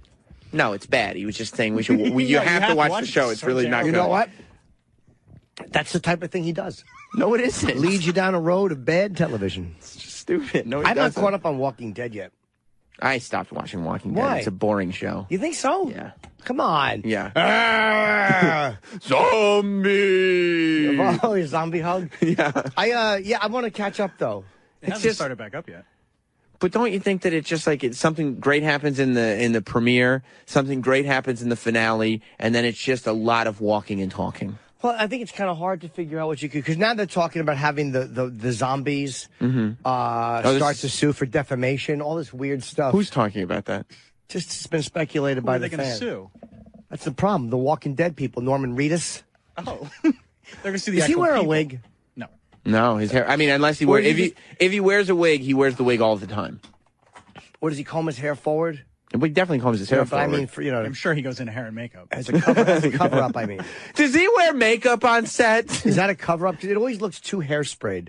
I know this is a girl conversation. Yeah, I don't know. Let's get back to Hillary Clinton's blouse or something. I think he's covering something up. Well, it's possibly made to look like he's unkempt in, the zombie apocalypse. But maybe he does. Maybe he's a little more. Maybe he's a little more receding than he'd like to be, and he's giving himself some bangs. Well, but it looks like someone's relating. But you know what the thing is? Nobody gives a fuck. No. Who cares? It's cool. Yeah, it doesn't matter. The real winner of the debate was not Hillary Clinton, was not Donald Trump. By the way, there was some guy. I was leaving Comic-Con, and the most awkward. He had to have some kind of Asperger's. He gets on the train, and he just starts shouting. He just starts shouting to anybody who would listen to him. Hey, who are you going to vote for? Donald Trump or Hillary Clinton? And he's just going, Clinton. Fucking hilarious. The whole time. Anybody that would talk to him. What'd you say? I didn't talk to him. I'd be like, what's their name? Clinton. Yeah. Yeah.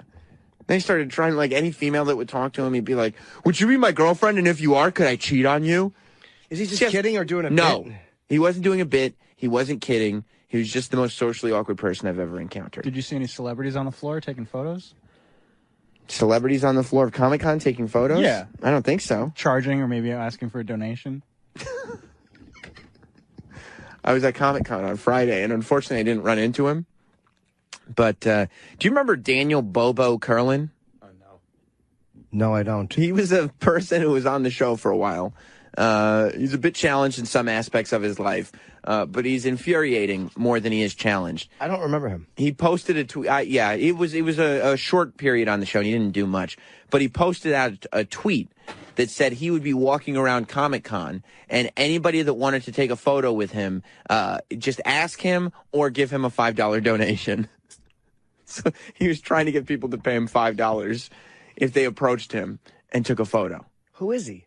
He used to be. You might not remember him. He actually used to be a character. See the guy in the with the checkered shirt back there and the backwards hat? No. That's him with the blue Mets hat on. That's him right there with the jacket on. He used to be on the show.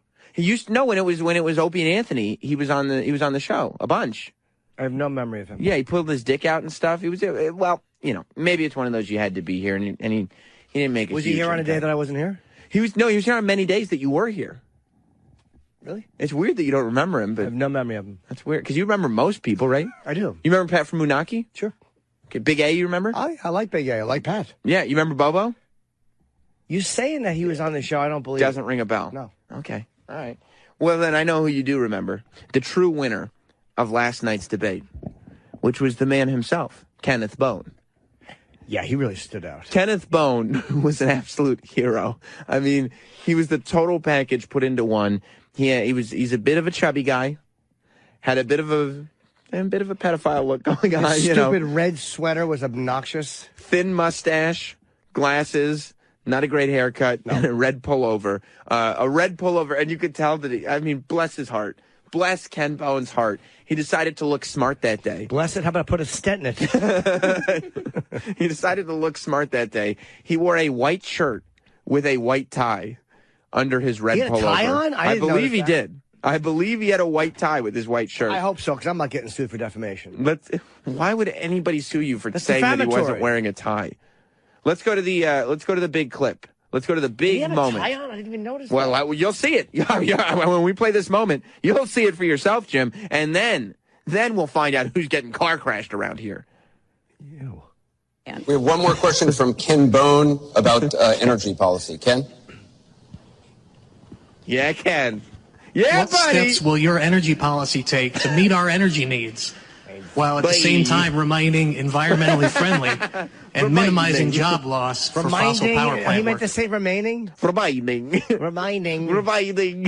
Oh, at the same time... Go back so we can doesn't have a tie on. Hear him say, yes, he does. Does he? I think he's got a... Let's go to the tough box for comment. Tie or no tie? Tie. Well, that was a real tiebreaker. I got to give it up. Wait, did he? I didn't think he had one. Yeah, he's got one on. Wait till he lowers the mic after he's done asking the question. The problem is his chin extends down further than most. Tining. He said reminding. Reminding. He fucked up. Reminding. He tried to go off book a little bit, have a real moment, and he panicked. He tried to get casual for a second. Hey, guys, just checking out what's going on. What do you think, reminding? He lost confidence halfway through the word. Can we see that again, please? What steps will your energy policy take to meet our energy needs, while at the same time remaining environmentally friendly and minimizing job loss for fossil power plant workers? Mr. Trump, 2 minutes. Absolutely. I think it's such a great question. Yeah, it is, You're right. Ken. You're right. Yeah, it is, Ken. Reminding. Oh, Ken And you put the paper down. Oh, no, I don't know how to say that word. Back up. He panicked a little. By the way, that's how, that's what this election has done to people. Like, this election has made it so that, I was talking to Travis, to Teft about this earlier. We were Tefting about it. No, not that kind of Tefting, the other kind of Tefting. Oh, yeah. Okay. Yeah. That people are so sort of lost with this election that they're like, at least we have Kenneth Bone. At least Ken Bone has something. Yeah, it's weird how you see a guy like that and it just makes it all okay. It does. It makes everything okay. Well, Ken's got our back, I think. He does. They should make T-shirts, like the Jesus T-shirts, except it says Ken Bone is my homeboy. Yeah, we could sell them. Not we. They. Oh. We don't need to make them. They should make T-shirts that say Ken Bone is my homeboy. I've seen so many Photoshops, by the way. Yeah, you knew Ken Bone was a star immediately. Oh, yeah. First of all, I've gotten more Welcome to the Bone Zone memes than I know what to do with. Because in the Bone Zone, we always wear a tie. Okay? In the Bone Zone, a white tie on a white shirt is just kind of what you do. Somebody is advocating that Ken Bone get the empty seat on the Supreme Court. Is a hot dog a sandwich? This guy's asking the right questions. They're very accurately comparing him to some guy from Toy Story 2. We'll go to the Tef box for comment on that because he's the only loser who still watches those cartoons. It's one of the most successful animated films of all time. It really is. I would be on the outside for not seeing it. Wow. I love Ken Bone. Yeah, me too. I'd put out a meme too. What was yours? Ken Bone, I like sucking peckers. You do? Like you? No, Ken said that for his mem. Oh, for his what? That's fun. Oh, so yeah, I mean, Ken Bone has been everywhere, and the moment of the whole debate for me, and I don't know, you were saying that they were giving everybody disposable cameras. Yes, I think so, because they all had them. And I believe you. Anyone with one. They all had them. But regardless. All of them had them at the end. Regardless, it doesn't it still, for me, doesn't take anything away from my moment where Ken Bone stands up, and the audience is all exiting. And Ken Bone pulls out a disposable camera and you know he was waiting to get this shot.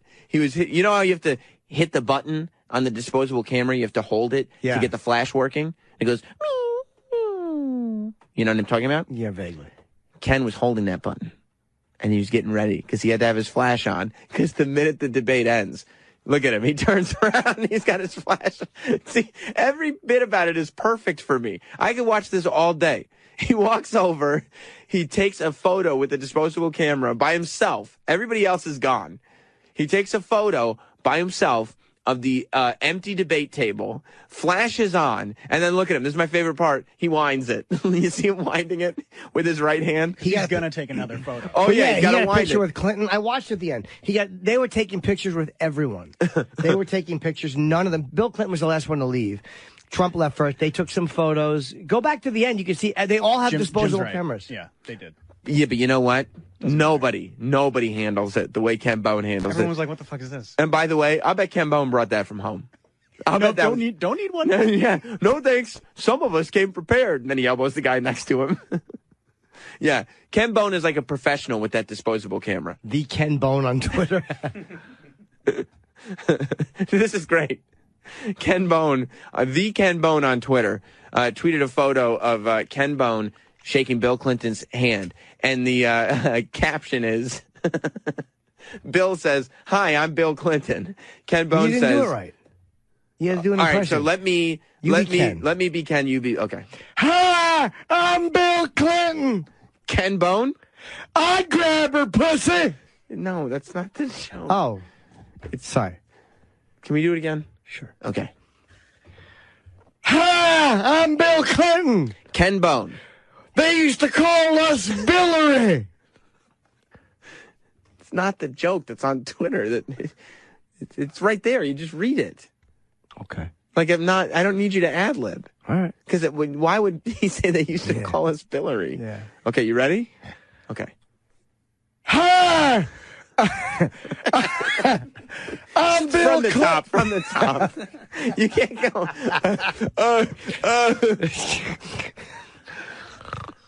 Hi, I'm Bill Clinton. Ken Bone. I fucked Paula Jones in the mouth.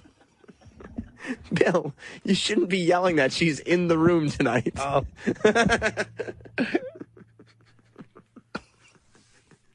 She's in the room. Don't yell it. You ready to do one more? You can get it right? It's right there. You don't have to come up with anything. Oh, I'll take that as a yes. Go for it.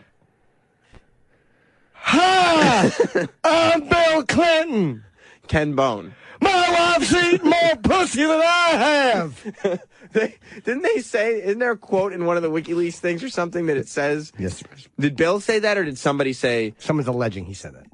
That Hillary's eaten more pussy than Bill has? Jennifer Flowers said it. Jennifer Flowers said Hillary's eaten more pussy than Bill has. I think she said Bill said that. Oh, that's she was great. quoting Bill. Yes. Wait, let's do the. I apologize for messing it up. This is him talking to who? You still want to do the Ken Bone joke? I just think that all right, we did all right. it wrong. Pull it back up, please. Pull up the tweet again, please. Go ahead. Hi, I'm Bill Clinton. Ken Bone. You look like Roland. Who's Roland? Ken Bone. You really think Ken Bone looks like Roland? Without a mustache? Of course he does. Hi, are we going to have George Bush is going to be... As he does. I see it. But I really feel like... Fathead. I feel like it's D-Bag. Like if D-Bag started balding and grew a mustache, he would look a lot like Ken Bone. No, he looks much more like Roland. Take the mustache and glasses off him. He's Roland. I guess like a white Roland. D-Bag too, though. Yeah. D-Bag has it. Yeah. There's definitely a Ken Bone. Roland's head shape though. It's round like Roland's. Yeah. Big dopey head. Ken Bone. He's a complete. I wonder how he feels about his newfound internet fame. He probably loves it. You think so? How could you not? It's fun. But do you think he knows that the reason holding the mic with his little chubby hands? you know, it is possible to not love it because the reason he's famous is because everybody's mocking him. Yeah. Like it's like, oh, this guy looks like a complete asshole. like, you know, when the whole world, we live in an anti-bully culture. And when you stand up on television and the whole world goes, oh my God, who's that asshole? you might be like, oh, why me? Why would you say that about me? Yeah. You know, that's not the kindest thing in the world. Did you think, flat out, because you didn't say, because you said that you like them both. Yeah. Which is your fucking wishy-washy answer to every debate so far. Do you think But I really have. I can't pick a clear winner. Look, you're a sweet boy. Thank you. And you're a people person, and you like these people. You just like that everybody's out there doing their thing, is what you said. No, I can't. Every time I think one of them says something that really floors the other one, I kind of like the response the other person gives. Walking out of the debate, who do you think... I thought Trump won the debate. Okay. I said that before. Okay. I thought Trump won the debate. But she came off as a personality better than I thought she would. She's not doing poorly. No. At all. Because I couldn't stand listening to her talk for a long time. And these last two debates, I've enjoyed listening to her talk. And when she's talking, a couple times I've been like, shut up.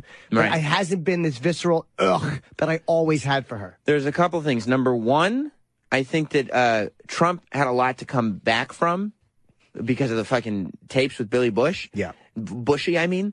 And if you can come back from that, you've benefited a lot more. You know what I'm saying? Than if you just started at the same place. But if there's a tape of him saying nigger, if they have him saying that, I mean, I can't think of a context where that's not going to wreck him. I can't think of a context where a presidential candidate goes, whether they like it or not, I'm going to grab him by the pussy because I'm famous. Yeah, like, that's should wreck somebody. It's embarrassing. It's more embarrassing. Like, when you think of it, like, I don't even care that he said it is embarrassing that there might be tape of the president saying that. Yeah, I'm famous, so I can grab a woman by the pussy. I can do whatever I want. Then again, it's nowhere near as bad as a lot of them have done, so. No, you're right. You're right. It's just you don't have them on audio saying it. Yeah. I also think that Hillary got hammered in the things that we pointed out. Like, there were a couple of moments where she really got fucking hammered. Yeah.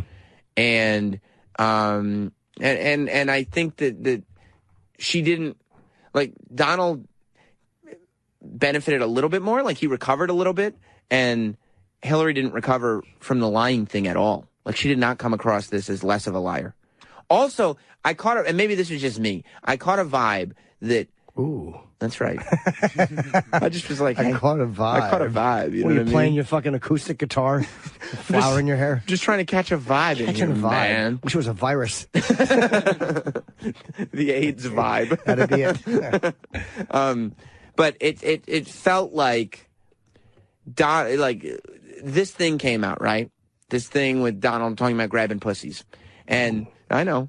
And when Hillary realized that Donald doesn't fuck around, and if he was going to go down, because I figured that's the strategy. He's like, I'm either going to recover or I'm going to go down even harder. But if I go down, I'm going to burn the world as I go. Mm-hmm. And so when she realized he's holding a press conference with these 4 women, like, that's fucking crazy. That's a lunatic thing to do. Nobody has ever thought that that would be acceptable. When she realizes he's going out to all stops, she better hope that there's no N-word tape that comes out. But is there anything else that he could drop on that he's waiting on? I'm sure there is. Like what? What could there possibly be? That was the one he probably wanted to pull out later, but he had to now because of this tape. I'll bet there's plenty of Hillary Clinton. Hill Clinton is what I call her. Hillary Clinton skeletons in the closet. And Donald Trump, if he comes out with a tape where he is using the dreaded N-word, then he's going to hit Hillary back so hard that he'll either... That her fucking tits fall off. No. That's hard. Yeah, I know what it is. Gonna knock her so hard her ankles break. No. He's not going to physically hit her. Oh. Yeah, no, I wasn't. I meant argumentatively. Figuratively. But he's going to hit her back so hard that either he'll go down, in a blaze of glory, or it'll be scorched earth, Let's take a break. It's 9:30. You ready? Yeah, we talked for a long time. Well, the debate's a big story. I understand. There was a lot of funny shit. Oh, so good. It was fun. So good. We also have Mia Isabella coming in. Yeah. Lainey got married. Lainey is the publicist who brings us a lot of delightful guests. Yes. So congratulations to Lainey. Mia Isabella in the past has claimed relationships with celebrities. And I have mixed reviews mixed feelings about outing people like that. Yeah. Yeah. She's talked about, publicly, she's talked about Colin Kaepernick, and who was the other one that I just read this morning? Jim Norton? Huh? Tyga. You didn't know that? I read it this morning, and then, but she's talked about that publicly, so I don't know. I don't know if it's true or not. But she's a very, very famous trans adult performer. I know you're a fan, Jim. Mm-hmm. And we'll talk to her after this. I also want to find out how D.C. went. Did you? I do. Before we move on completely from Trump, after the break or something, we should play the De Niro video. Oh, Bob chimed in. Yeah, Bob chimed in. I know your buddy Bob. Yeah, my buddy Bob chimed in. And I'm going to be in Reno this Saturday if you want to come out. This is my first trip to Reno. Yeah. Reno, Nevada. Yeah, never marry a wop! Are you going to make any stops while you're in Reno? You know what? Wow, it's funny. I should call them. I've never been to the Bunny Ranch. Maybe I will. Yeah. Maybe I'll go out there and get my fucking prick sucked. Okay. What do you think? Head out there? Yeah, that's fucking one thing you could do. Prick sucked. All right, we'll take a break. We'll be back with more Jim Norton and Sam Roberts after this. More Jim Norton and Sam Roberts after this. Welcome back to Jim Norton and Sam Roberts.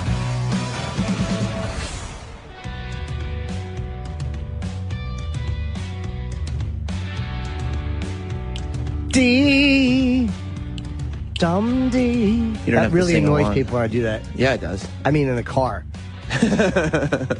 Welcome back. It's Jim Norton and Sam Roberts.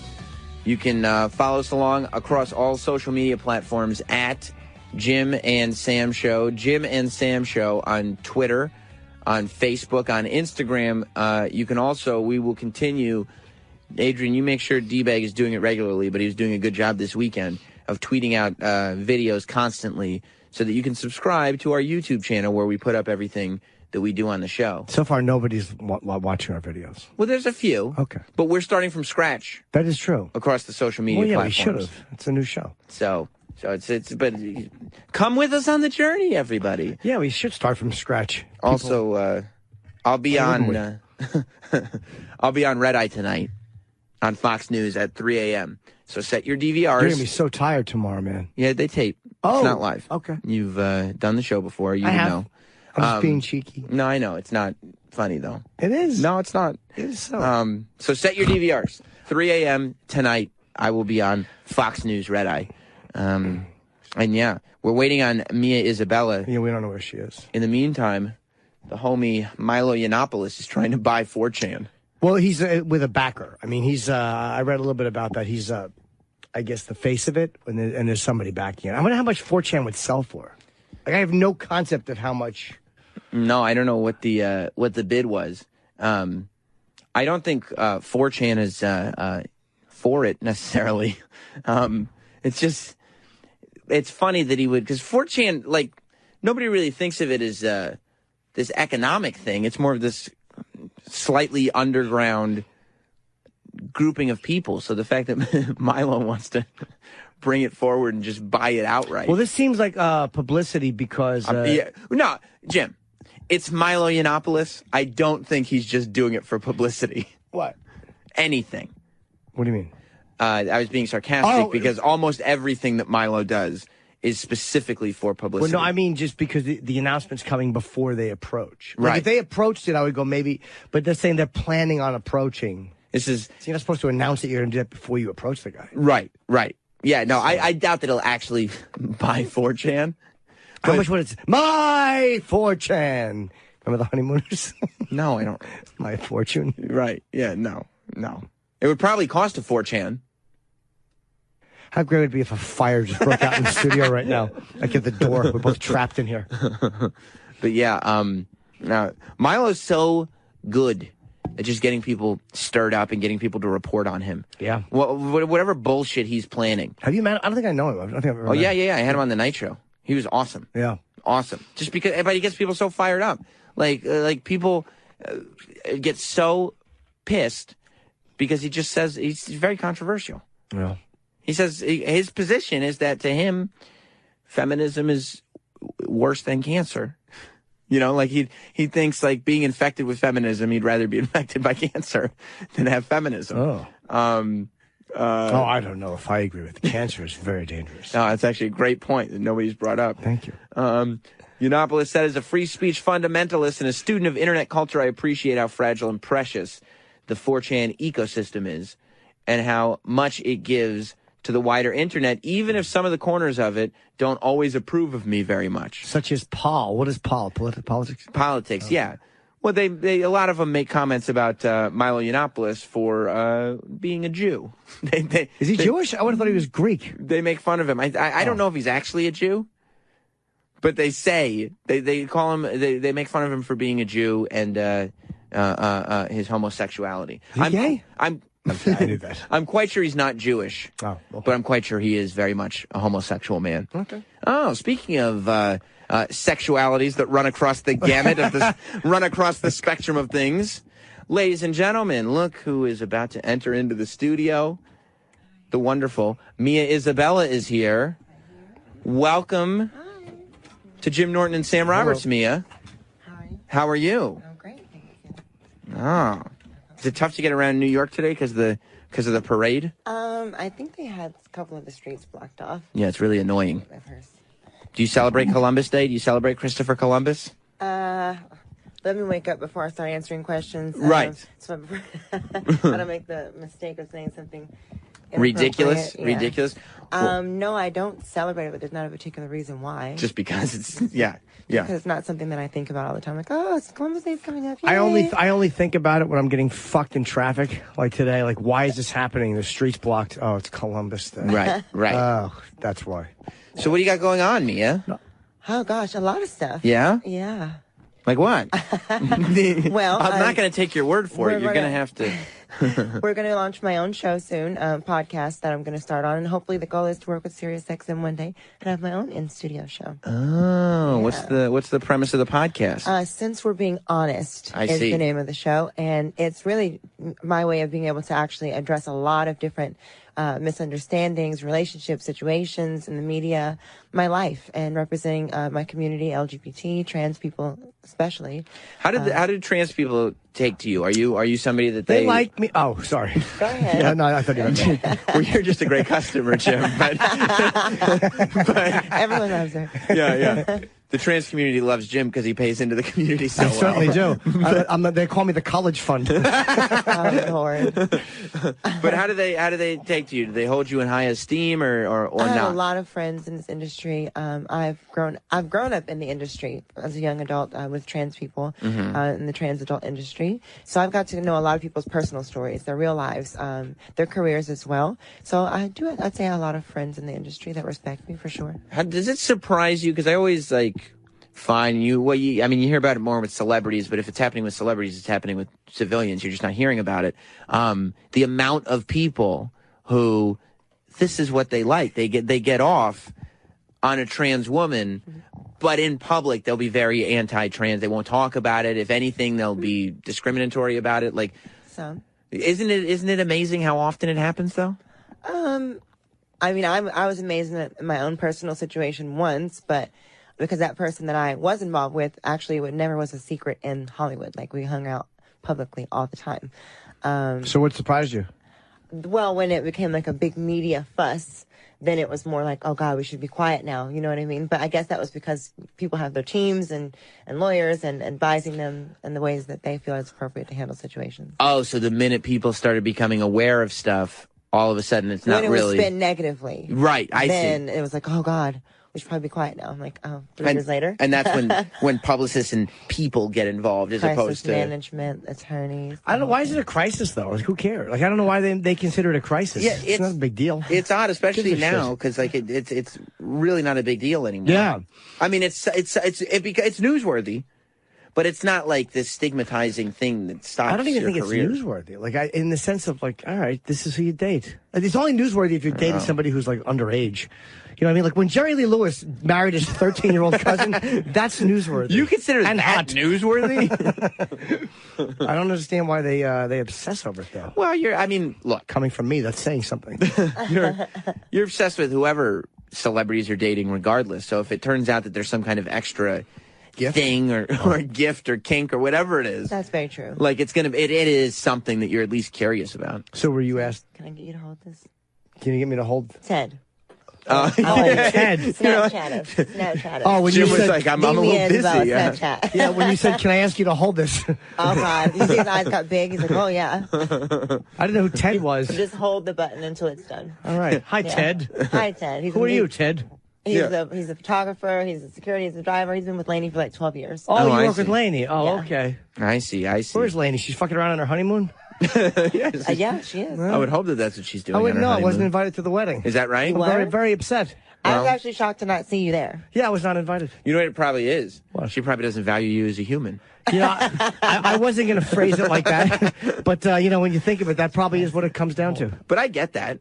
Yeah. Why she wouldn't? I don't know. Oh, you don't? No, I'm a very good wedding person. She invites him to a lot of stuff, so it's kind of odd that I didn't. I know.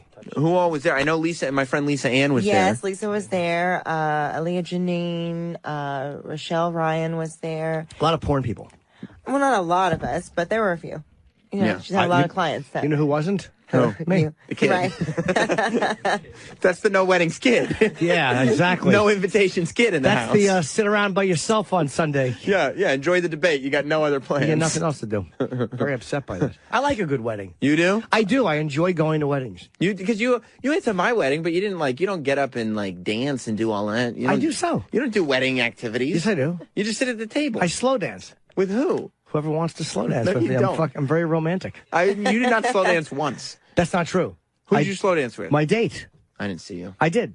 I can't fast dance, but I can slow dance. I'm a very good romantic slow dancer. Are you? Yeah. I'll put my face in your neck. You will? Make this sound. That's kind of creepy. Don't ever do that.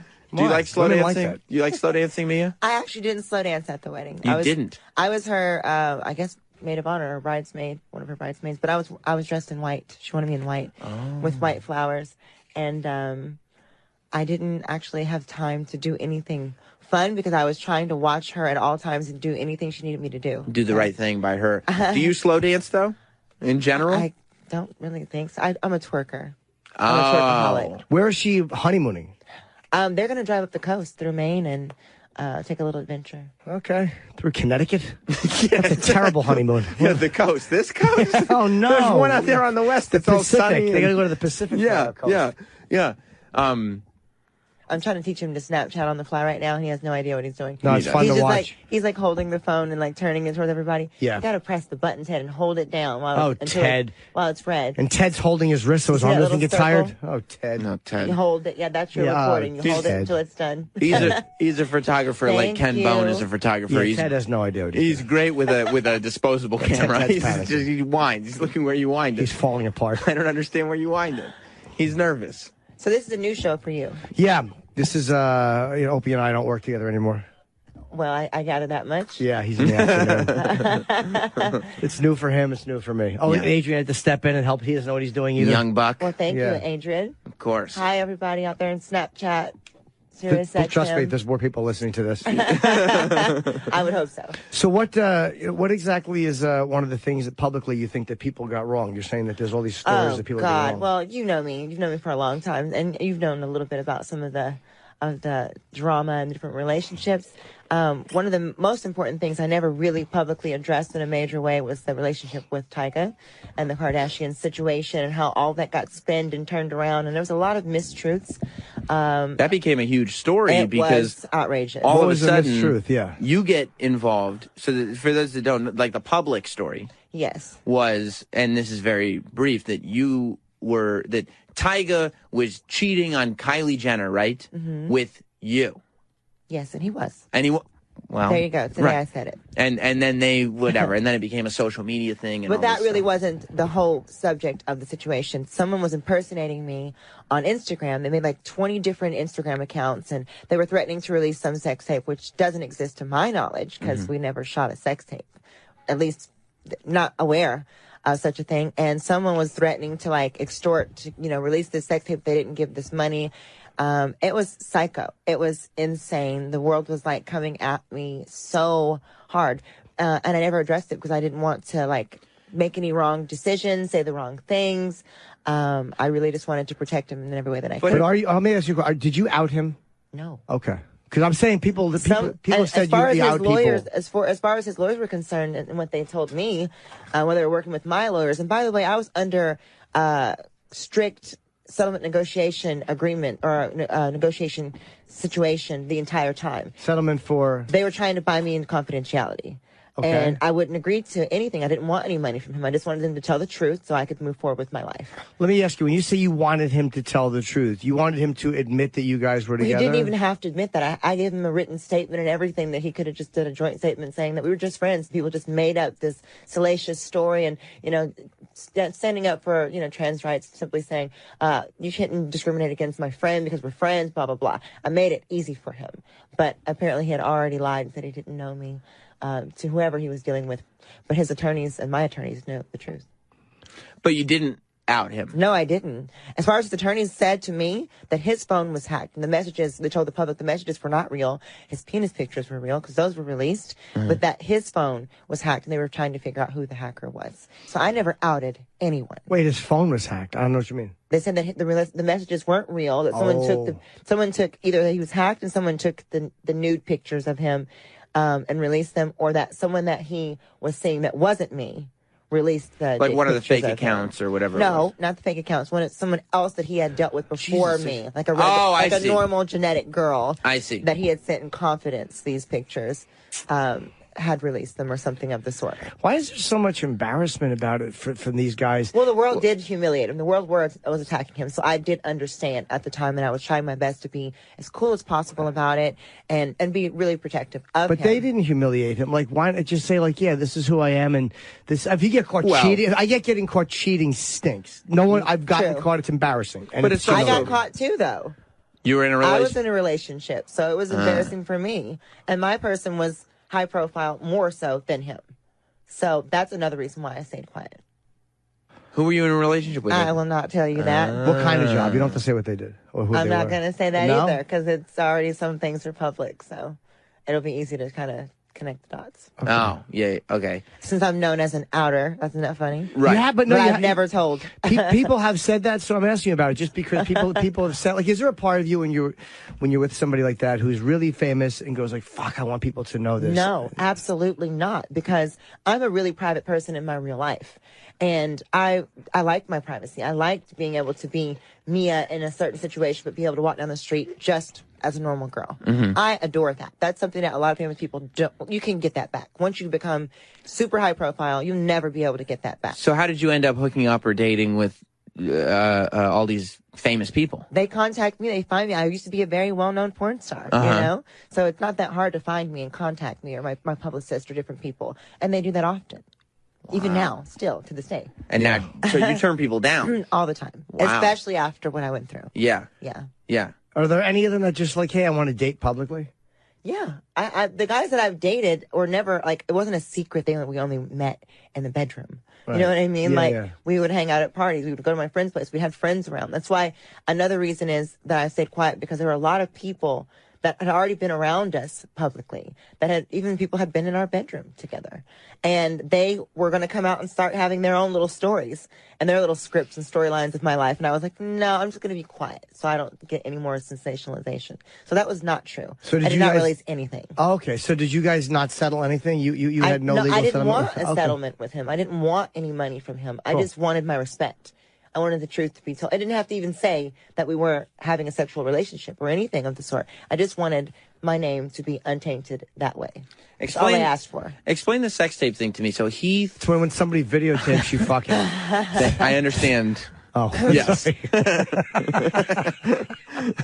But like, so he thinks that you're trying to sell this thing, but wouldn't he know that it didn't exist because you never shot one? Well, years ago, I had a roommate, Capri Anderson was her name. Okay. We became friends. We were shooting a pilot for a show here in New York. And I ended up moving to L.A. We ended up becoming really good friends. We ended up being roommates. And during some argument that we had, and she had met him before, he'd been over her house many times, hung out, drinking, smoking, just relaxing. She had a little security camera in the house, which I didn't know. And when she was angry one day, she was like she was going to go through this camera and release footage of us. When she made that threat years ago, I contacted him immediately. And we came up with how we would handle a situation like this if it ever arose. I see. How were you going to handle it if it arose? How we're going to handle it? We were going to simply say that we were just friends. Okay. And that, we worked together through the fashion sense because I actually have a fashion entity and business before I was ever in porn. Oh, it wasn't sex footage. It was just you guys sitting there. Well, no, that she had threatened that she had footage, whatever the footage might have been, and that she was going to release something. But there wasn't any footage. And you know how I know there wasn't any fucking footage? Because when I found the camera, I put something in front of it. So anytime that he would come and hang out with me, that I would put a card or something in front of that house. Where was the camera? Somewhere in the living room. So I would always put something in front of it. Was it facing the couch? I think so. Yeah. Oh, well, yeah. Yeah. See, I have a security camera in my house too, and it aims at the front door only. Meaning, if people come in when I'm not there, there's footage of it. But it doesn't go beyond the first foot of the front door. Well, it was facing from the living room towards the front door.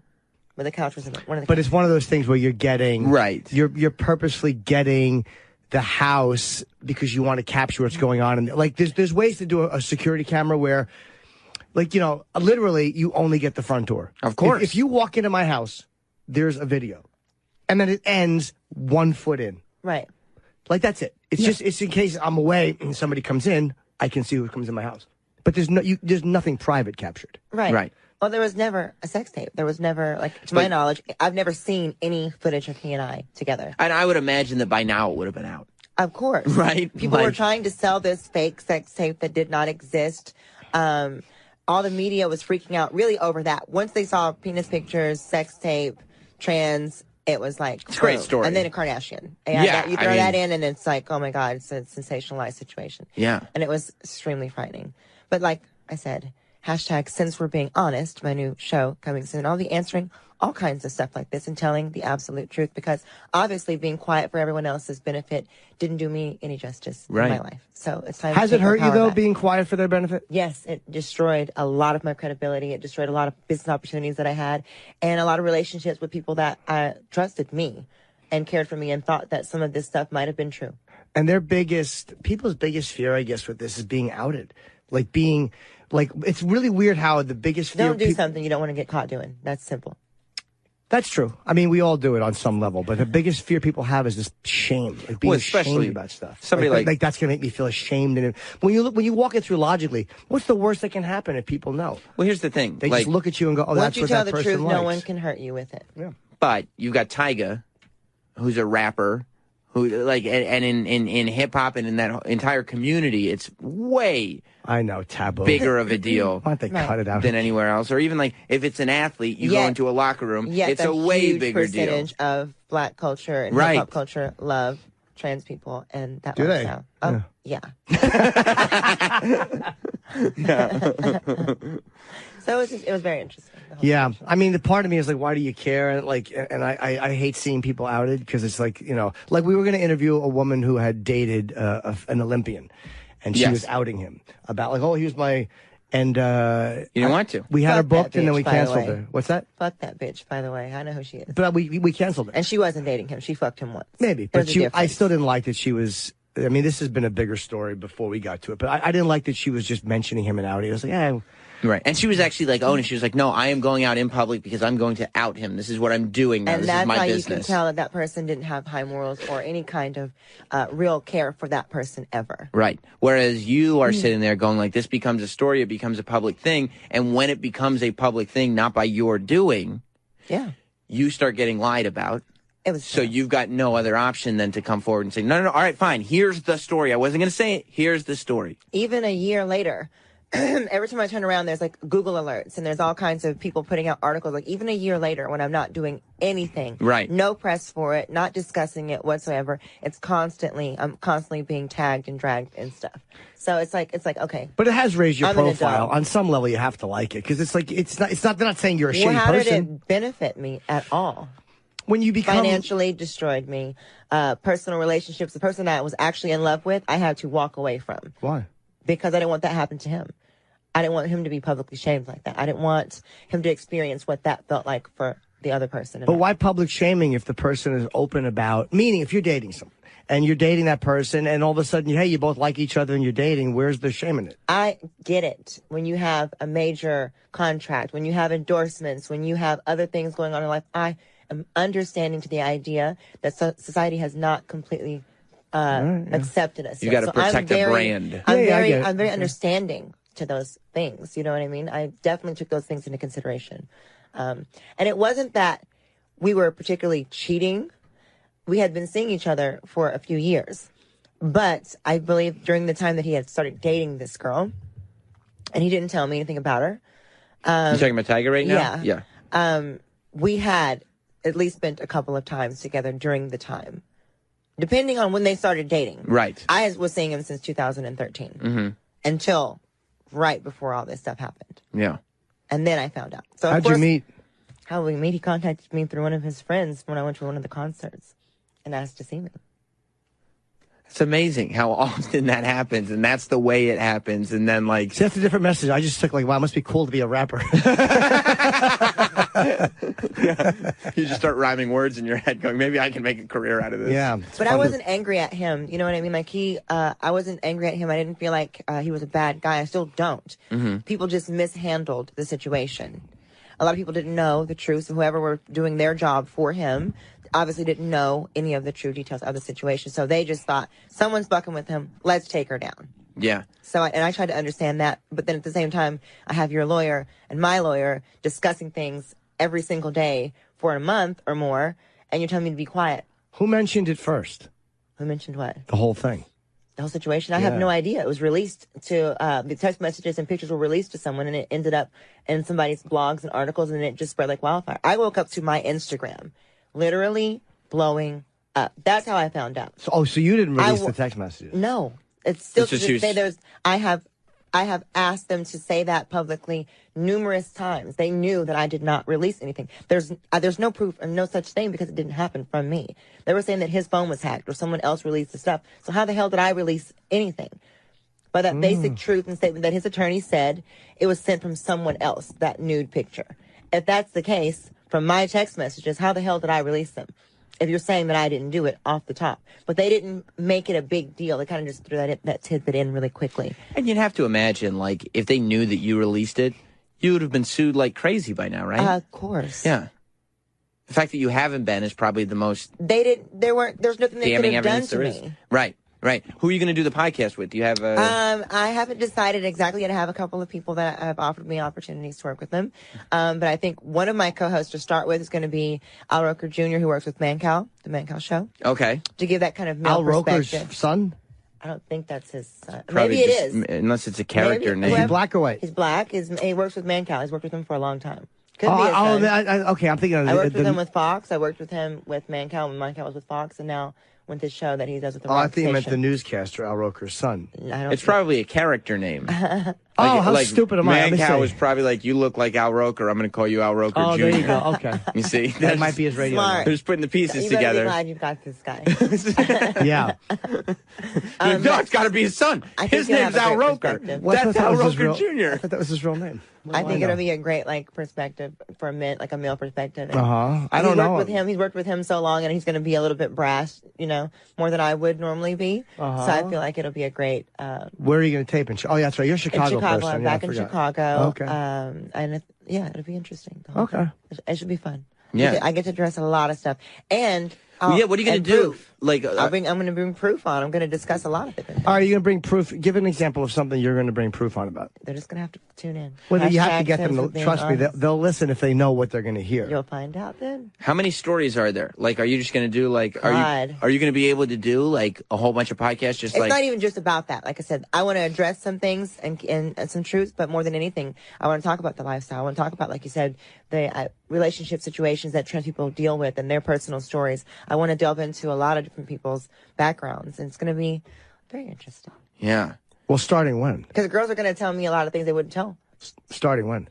We're going to start shooting it in the next couple of weeks. Oh, okay. So now do you think the girls are going to be going on just outing people?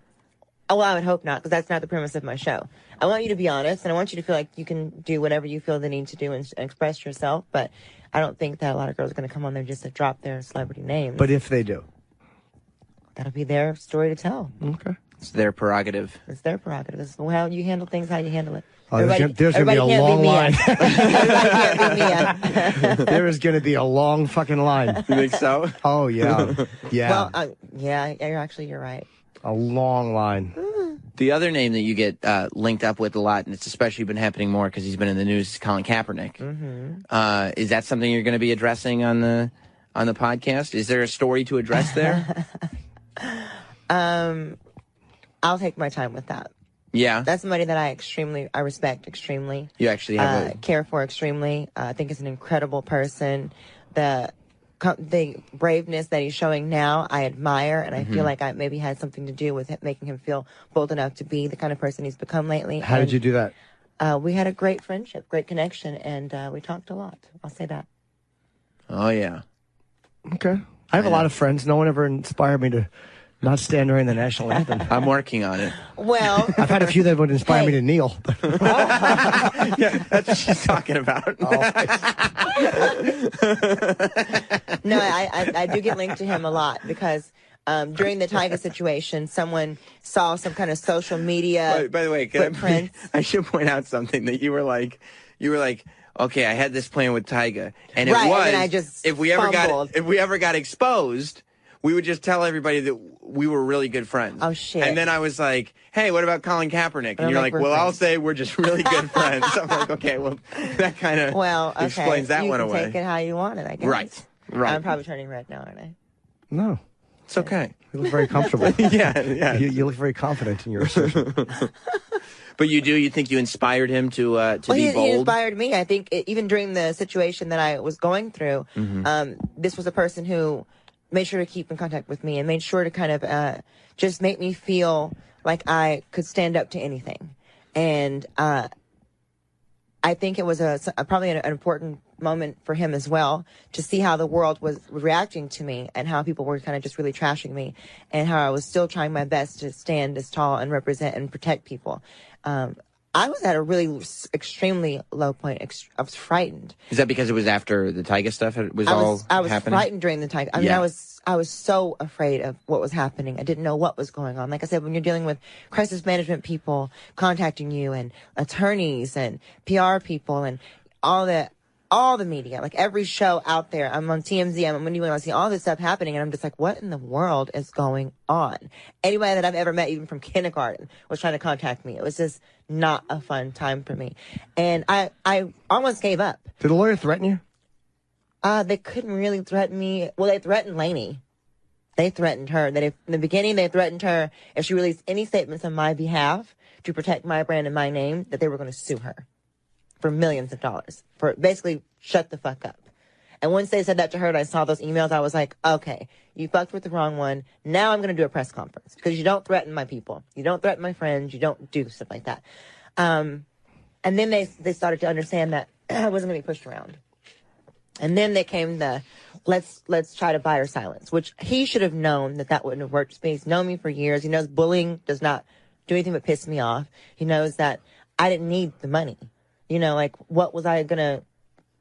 you're already labeling me an extortionist, okay? You're letting it out there in the public eye that I am having a hold of this sex tape and I'm trying to extort someone that I care about. So you're already letting that be flown around in the media and spin so that I'm the villain, or the villain. Mm-hmm. And then privately, you're trying to, please, I'll do anything, just help us out, just follow whatever we want you to do. And I'm like, why would I do that after you're out there publicly tainting my name?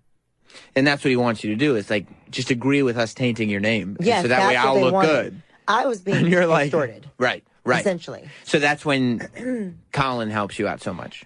He just gave me confidence that I didn't have during that time. Like, he was still a friend and wasn't afraid to still contact me and wasn't afraid to check on me and wasn't afraid to give me some inspiration and wisdom and just telling me that he was proud of me and how I was handling it and that I wasn't that girl out there outing someone. Did you find that certain people contacted you because they just wanted to make sure that their secret was safe? Did you get certain people? I don't know who. I don't think they would feel like their secret would have been safe at that time when people were saying that I was doing all these horrible things. I don't think anybody would have felt safe at that time. Did anybody like from your past call you and be like, "You're not"? No, because anybody that knows me knows that I'm not capable of doing things like that. You're not going to do stuff. It's just like not who I am. Yeah. I've been in the industry for 12 years. these are not the only high profile people that have been in my life. Do you ever trust me? When you're talking to whether it's a rapper like Tyga or an athlete like Colin? Fuck all that. I've had billionaires that I've dated. I've dated royalty before. I've dated a prince before. Like, why would Rupert Murdoch, right? Rupert Murdoch? You dated Prince? No. Here goes the next story. Yeah. No, I never dated Prince. I've dated a prince before. I've dated Greta Van Susteren? I like wealthy with discretion. Yeah. I usually don't prefer people with that kind of public notoriety, paparazzi chasing them down. I don't like that. Do you have conversations with them? Do they talk to you and say, like, this is amazing, but if anybody ever found out about this, or no, because I'd be creeped out and I wouldn't want to fuck with them. If you're ashamed of me or make me feel weird in any way, I don't want nothing to do with you. Right. If and anything, that's why you're it comes the weirdo to me now. Right. Now I'm uncomfortable with you. Yeah. That's why it comes as such a shock when, like, it all turns against you and you're like, what the fuck? We were all having a good time. Right. Right. I understand. It was just a very interesting time, but it did inspire me to do this show. And want to come. Our show? My Thank show. you. Oh. But yes, you How we felt good about it. Anytime. I thought Colin Kaepernick had inspired you to do our show. Oh, that was nice. So wait, it's going to be a podcast that you videotape? I would like to, yes. We're going to film it. And like I said, just kind of give me some practice to eventually be able to do my own show so I could be like Jim Norton one day. When I grow up. Jim Norton, what? Failing miserably? With the serious sex syndrome, okay. not the other stuff. By the way, that salad stuff is ridiculously hilarious. Have you been watching? Thank you very much. What the hell is he doing? I'm trying to get that picked up by NBC. There's a few networks have showed interest in Salad with Jim. What networks have shown interest? Why would I say that with now? Salad with Jim, you guys better give me a fucking show. Salad with Jim is really good. It's intriguing. It's mysterious. I want to promise something to you, Mia. Nobody has shown. You're the only person who's shown any interest in Salad with Jim. I'll show you the emails. Nobody has. I'll show you the emails. After the show, you have the sometime? emails, you have the proof. Yeah, I do. That's what I'm saying. They don't understand when you have the emails, you have proof. Oh, without a doubt. And they've asked me not to talk about it publicly, but I said, all right. No, I mean, then congratulations on all your amazing success. Thank you very much. Yeah, no, it's just fantastic. Yeah, they're really a hit. It's just fantastic. Where are you going to do you're going to do the podcast in Chicago? I'm going to do it in Chicago. We're looking through different studios to work with there. Like I said, really for me, it's a chance to have this kind of therapeutic way to just release a lot of things and heal. You don't even need a studio, by the way. You could just do it. They said from home I could do it and all that kind of stuff, but I want to do it in a studio. I want to really feel like I'm taking it very seriously because the goal is to one day do something like this on my own. So for me, this would be practice, but also it's going to be healing for me. Right. And it's going to be a way to, for other people like me to be able to express themselves and to share their lives and their stories in a way that, like a girlfriend, like you would just tell your girlfriend things, you know? When did you come out as trans? I'm not. First of all, I don't believe that. Second of all, I'm not asking you. There was no coming out. Yeah, Sam. I knew at 5 years old. You and did. I lived my life accordingly from that time. Sam is So I nodding didn't have to knowingly. do a coming out thing. Yeah, and your parents were like, this is you, this is you. My father was very protective and allowed me to be able to, and he made everybody scared. If they bothered me in any way or made me feel uncomfortable being me, that there was going to be a serious problem. So That's really amazing. I was lucky. My mom, it took her a little while, but I've got to live my life this way. Do you have brothers and sisters? There's 15 of us. Oh my God. Yeah. Wow. My mother has 5. I'm her eldest, and my father has 10 of his own. Jesus. God, your dad's a busy guy, huh? He's still popping them out. Like, I have a 2-year-old brother. You do? My oldest sibling, I think, is like 40-something, and then I have like a 2-year-old brother. So you never talk to your dad? You never go, so what are you doing? You pretty much know. I'm like, what the hell are you doing? Like, every time I hear a news story about him, I'm just like, whatever. But I love him. He loves me. It's cool. Do you get along with all of them? All 15? Some of them we haven't met, but we know that they exist. Like, I have twins that are my age around the same time, and then I have a brother who's my age around the same time. So some of them we haven't met yet. Those are the ones we haven't met, but I get along with pretty much all of them. Yeah, I mean, I got to be honest. Even if you didn't, I'd be okay with it because I don't know if there's 15 people in general that I get along with. Right. So forget about the fact that they're all you. How did you so your idea of what a family was when you were growing up was way left of center from the rest of us. Like from the beginning, it was like, no, it's kind of, the whole deal is non-traditional. It felt very traditional to me. It just made sense to you. It all made sense to me. It all felt very traditional. I grew up very traditionally. I grew up in the South in Tennessee. I was born in Chicago, but I was raised in the South with a big family. And we were very close, and we had, those traditional Southern values that you're raised with when you're raised down in Tennessee at a place like that. So my upbringing was actually very traditional. I just wasn't the traditional element. Right. But everything else about my upbringing was traditional. Were your mom and dad married or no? Yes, they were. They were at that time. Was your dad having another family at the same time? He was doing his thing. Wow. Yeah. Around the time after me. You know, they had already been together for a while before me. And then after me, he went and did his, you know. So, like, at what age do you accept that, like, he's out doing his thing? Because most kids haven't figured out that sometimes, like, most adults haven't figured out that sometimes you just got to go do I would your hate thing. to find out my dad was fucking the whole time. Like, oh, I confused you guys a little bit because I forgot to add the element that the genetic father, I didn't meet until I was 18. My father that I grew up with and loved, that allowed me to grow up into myself, is a different person from the genetic father. Where's the genetic father? Now, there you go. Gotcha. So So, I wasn't raised thinking that my father was running around cheating on my mother because that wasn't happening. Where's the genetic father? He's in Wisconsin. Oh, do you get along with him? I love him very much. All right. No, the genetic father's in Chicago. The father that I was raised to believe was my genetic father until 18 is in Wisconsin. How'd they tell you? Oh, my mom, she's epic. She went out. She went out one night. She had moved up north because she had been in Tennessee for a while, and I already moved up north. And she had come up there, and she went out partying with her friends and had drinks and whatever. And she just nonchalantly comes back drunk, and she's just like, "Hey, I was just out getting fucked up with your dad." And I'm like, "That's not possible. He's in Wisconsin." She was like, "Oh no, honey, your real dad." Oh no, and you're 18. And I was 18, and she just came in lit like, "Oh yeah, I was having drinks with your real dad. I forgot to mention that." So when you realize, when okay, when you realize your definition of your family over the first 18 years is totally not, it's not true. A lie. It's a lie. Right. Yeah, The whole yeah. thing is a lie. Like, does your brain explode? What happens? No, my brain didn't explode. Like I said, I had a really good upbringing anyway, and much more than just what I found out later. But I kind of looked at her like, "You bitch, only you." Like, only you would go out and have drinks with my dad and come back out of the blue like, "Oh, I forgot to tell you." Did she realize she fucked up? Like, oh no, I said that. No, she thought it was funny. Oh. Did you think it was funny? No, of course not. That's a I'm weird going to joke. excuse myself and go talk to my grandmother and get some details. Right. That's an odd joke. I'll talk to you when I absorb all this. By the way, you've been involved in a 12-act play for the last 18 years. Epic. You think that that's a weird practical joke? Yeah. It felt like it. It's a good, though. It's a good hidden camera spoof. Only my mom does crazy stuff like that. I'll give her credit. You know How what long I mean? did it take you to be like, that's you, Mom. That's just Mom being Mom. The first moment that she said it, I was just like, well, she's kind of drunk, so I'm not really going to take it seriously until I discuss it with my grandmother first, because she obviously will know things that I... She must have lied about other stuff, though, because you don't... The first lie you tell is not one of that magnitude. She's very non-traditional. I'll give her that. Right, so she is non-traditional. Yeah, she's extra. So she's non-traditional, but at first she doesn't accept the fact that you're transgender when you're 5. I think it's harder for moms initially because it's like, this is my firstborn son or whatever. Right. I mean, I guess you would think that about dads, but... That's what I would, yeah. No, it was more her. It was more her. Huh. My dad was just, you know, because again, I really wasn't his child. And he was aware that he couldn't have children, but he thought that he had some kind of... Wait, he couldn't have kids? Yeah, the one that I grew up with. Yeah. He was impotent? I guess so. Was he impotent or sterile? There's a big difference. Sterile. Okay. Oh, does impotent mean you can't get a rod? Are you kidding? Yeah, of course. No, I don't know what. Yes, I don't know what impotent and sterile. I just you can't have kids. I don't live in this world. The world of intelligence? How do you not know what impotent is? Well, I figured impotent. How many times have I said that to you? Here's the thing. It's not this deep concern of mine that I think about it as often as you do. No, impotent is when you can't get an erection. Sterile is when you're shooting blanks. Yeah. Oh, God, I look at the screen and it says erectile dysfunction. You guys are hilarious. Well, we got to get...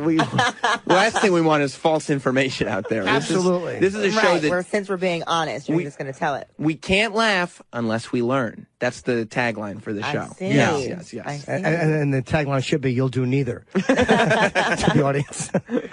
Wow, okay, so he was sterile. But wait, well, 10, you had 15 total. My real father, yes. Oh, he has all right. 10. That's fucking confusing. My real father has 10, my mother has 5. Wow, as far as I'm concerned, my parents only fucked twice. Me and my sister.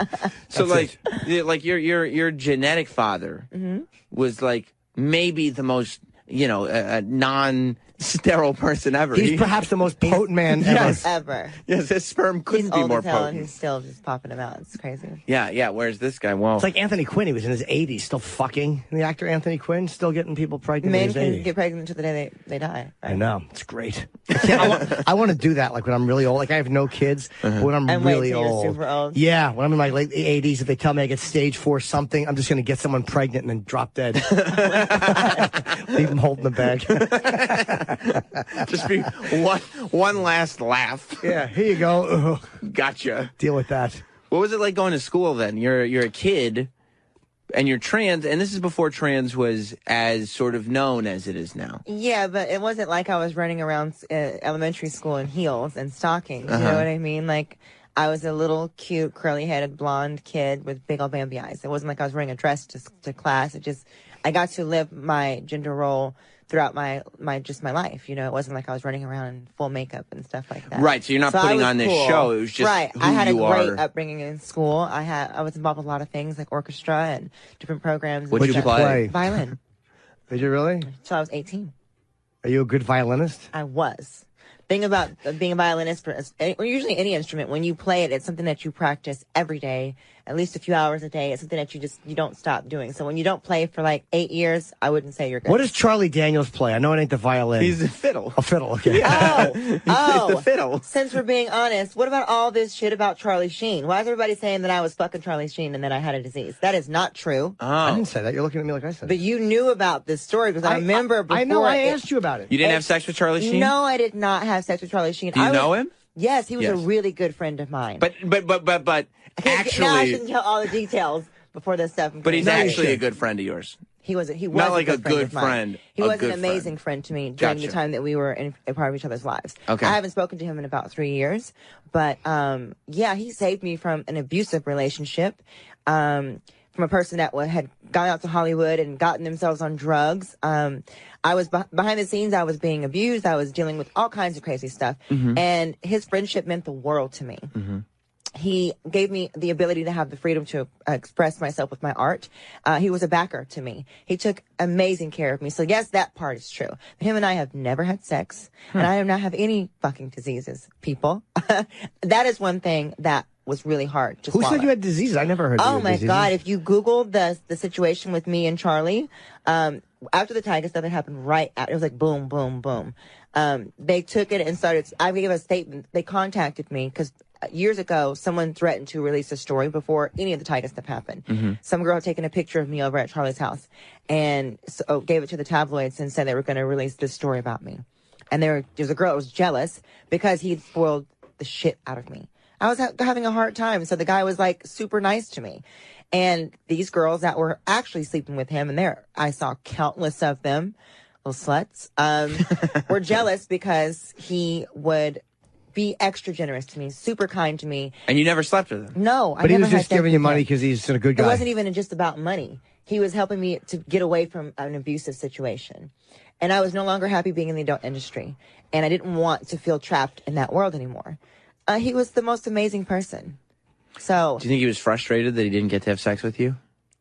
you know what? Honestly, I feel like he could have if he wanted to, because I respected him so much and he was so good to me that I was kind of pissed that he wouldn't sleep with me because he was sleeping with all these girls, movie stars and all this stuff, these penthouse pets, or not penthouse pets, but just like, centerfold chicks, gorgeous women.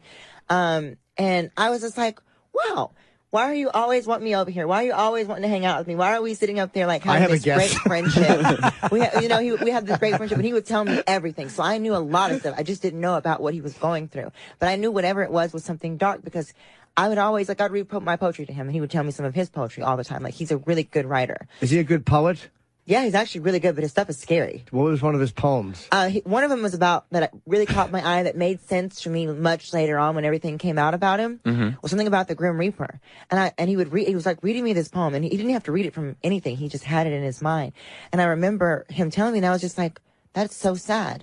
Like, you have everything a man could want in the entire world, and you have these dark thoughts." Like, I didn't know what was going on with him. Now, years later, when I found out what he was privately going through, he was going through during that time that I was his friend. So I was a part of his life during one of the darkest times for him and for me as well. And I believe in some kind of way I was meant to be there for him because I was kind of like a psychiatrist. How'd you guys meet? One of his girls invited me over, one of his girlfriends, because they were a fan of mine and they had all my sex toys. And they were using my sex toys. And she was like, wouldn't that be cool if we could get Mia and Isabella to come over and hang out with us? So they had me come over and as like a, an appearance to come and see him and meet him. And I get there and there's all these gorgeous girls hanging out and they're having sex with my sex toys. And I'm just kind of like in shock. I walk into this, house and I'm just like, what the hell is going on here?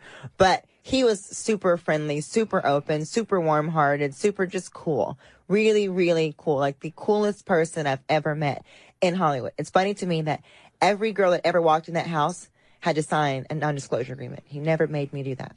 He never made me feel uncomfortable. He never made me feel like I was a secret or anything bad about me. He was just the coolest person. And if he's listening to this or hears about this show, I want to tell him thank you so much for what he did for me. Why do you suppose that was, Jim? You were guessing some of the reasons that he might have had her over and stuff?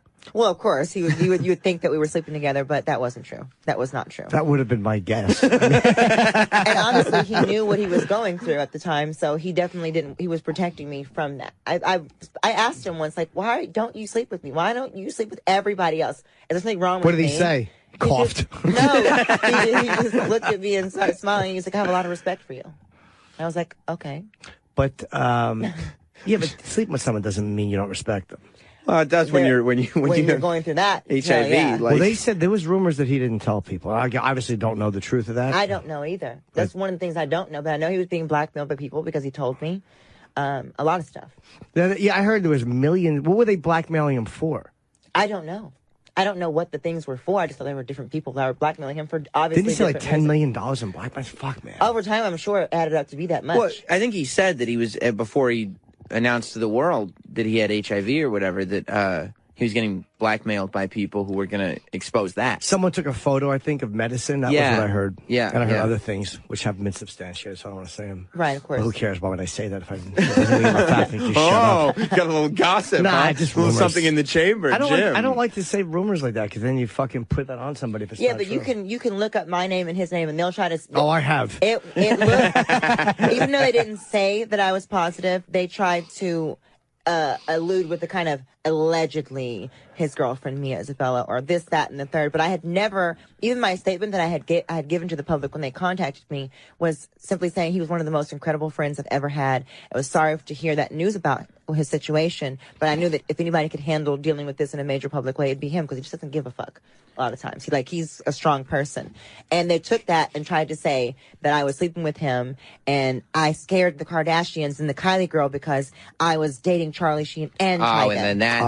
And so they started spinning it, and it just privately. How did he tell you? He didn't tell me. I didn't know anything. Oh, he never told you. I knew a lot of things about his life, together. but I didn't know that. I just knew he was suffering through something really hard. By the way he interacted with me and things he would tell me, but he never told me that. Have you thought now, after all this stuff that's happened, have you slowed down on having relationships, friendship, or otherwise with celebrities? I never really wanted to date celebrities at all. In but general, you did. Ever. So now is it like a thing where you're like, I'm gonna, because even if you didn't want to, you didn't avoid it because it just happens. Right, it's true. You can't help who you like, though. Right. So is that still where you're at, or are you? At this point, at first I was like, I'm never dating a celebrity or anybody in entertainment ever again. Yeah. But you can't help who you like. You can't help who you're attracted to, and you can't help who comes after and pursues you. So I can't say that I would never date another celebrity again. I'd like to date and I a can't say celebrity. that I'm not dating someone now who's a celebrity. But I know how to bet handle that means things better. You are. I know how to handle things better now. Who is it? I'll never tell you. Oh. I already know. Who do you think it is? You don't know. I do. How do you know? Because I hear You things. think you know. No, I do. Who have you heard? You know. I don't want to say. Why? It's Bert Convy. Is it Bert Convy? I don't even know who the hell that is. I had heard it was Bert Convy as well, actually. Yeah. Jim's done his research. You want to date a celebrity, Jim? I do. What celebrity do you want to date? I don't care. You should. Bert Convy. No, but I definitely did want to clear that up. He died in 91. I've never had a sexual relationship with him, and I was never put at risk. And I Who, Bert am Convy? No, we know Charlie. that. And I've not, nor have I ever been positive for any diseases. So I want people to know that Good. this is something that really scared me, especially when you're an adult entertainer or a person who was in the adult entertainment industry. Something like that can destroy your brand completely. Whether it's true or not, yeah, of course. An allegation, a gossip, anything can ruin your reputation.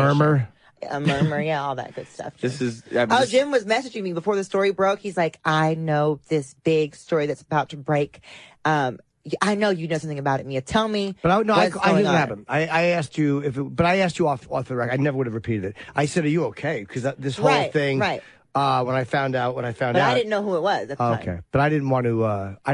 Wasn't for the air. It was like in a private chat. Right. I said, "Are you good?" And you were like, "What I do you mean?" appreciated it. Yeah. I really did. But I didn't know what was happening at all, or who it was until it happened. So like the day that it came out, I was just like, "Oh shit!" Right. That's why he's asking me if I'm okay. Gotcha. Seems like there's going to be a lot of little tidbits on this podcast when it launches. Oh, there's going to be so much. Jim, have you ever reached out to a celebrity's publicist and been like, I'd like to have dinner with this person? Yep. Who have you done that for? Shit. Scarlett, Charlize Theron. You did it.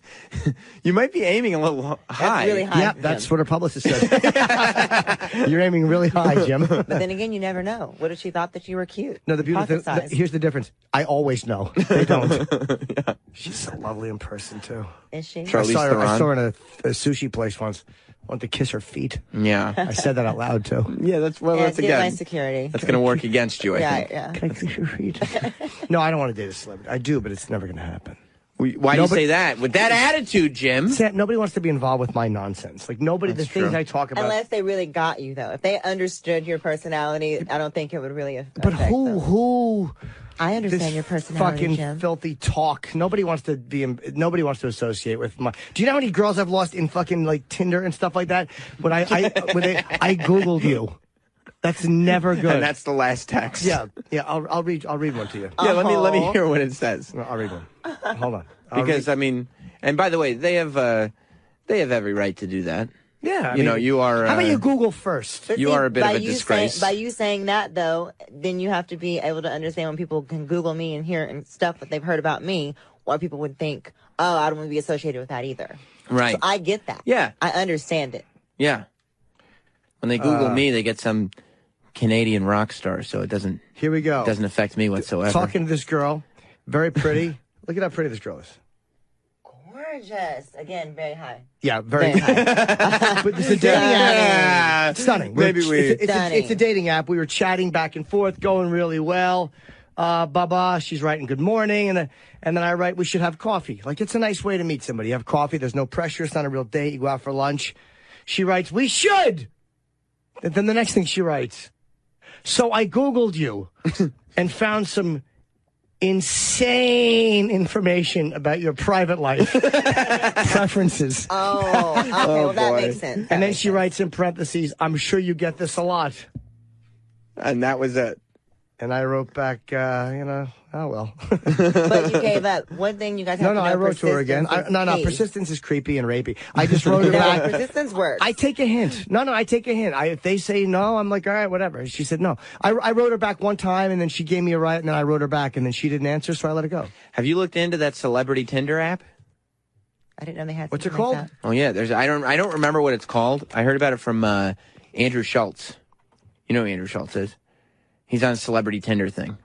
Celebrity Tinder. Do you remember what it's called? Yeah, that's what I'm talking about right there. I'm on that. That's what I'm showing you. I'm not on it. Yeah, but I am. Oh, yeah. A man like me is on it. Raya is what you're supposed. Yeah, Raya. That's what you're supposed to use. That's what I'm using. Oh, yeah, and that's what this is. They verify that you are the person. And you're still having no luck on it.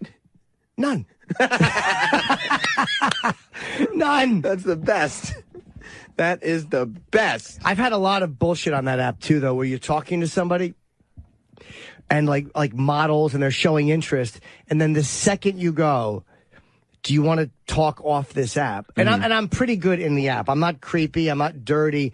Like, if there's one thing I can do is hold a conversation, and then immediately they don't respond. I'm like, this seems to me like there's been models who are just on this for whatever reason. Like they don't ever want to have a conversation off the app. That's not true. I do the same tactic with guys all the time. I will not give you my number until we've met. So I'll social media you, I'll Instagram you, I'll do the Snapchatty thing, I'll do all that dating app stuff with you, but I'm not going to talk off the thing until we've agreed to meet, we've met, and I actually feel comfortable with you. Then I give you my number. There you go, Jim. Looks like you were wrong. So the persistence actually works, because some guys that I would have never went out with, they just kept bothering me. One day I'm just like, oh, fuck it, why not? Do you have any feminists right now are fucking screaming at the radio? Whatever, that's not my problem. But they're like, I don't know, I don't like to be persistent. I like to accept if they say no, I just go whatever, and I just cry and jerk off simultaneously, and that's the end of it. I delete them. Yeah, tears make a good lube. They sure do. Oh my God. You can go to @the_Mia_Isabella on Twitter. You can go to MiaIsabellaMedia.com. The podcast is going to be airing on Mia's website later this month. So if you go to MiaIsabellaMedia.com, later this month, you'll see the first episode of Since We're Being Honest with Mia and with Al Roker Jr., and she'll get into everything she got into here and a whole lot more. It's going to be awesome. We'll be on SoundCloud, iTunes, all that kind of stuff. Oh, great. And so hashtag Since We're Being Honest. Mia, thank you so much for coming by. Thank you. And we'll be right back. Yes, we will. With more Jim Norton and Sam Roberts after this. We'll be back with more Jim Norton and Sam Roberts. And now, Jim Norton and Sam Roberts return.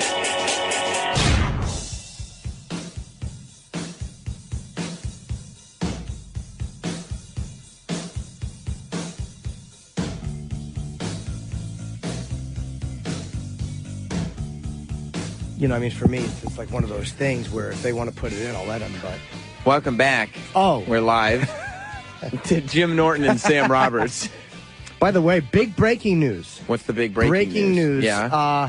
Derek, comment on what happened that entire interview, please. Comment. You can just talk. You don't need to put, do the whole deal. Well, you don't need the headphones on. He fucking settled in. He did his hair. Yeah. Just lean in. Where's hair and makeup before I start?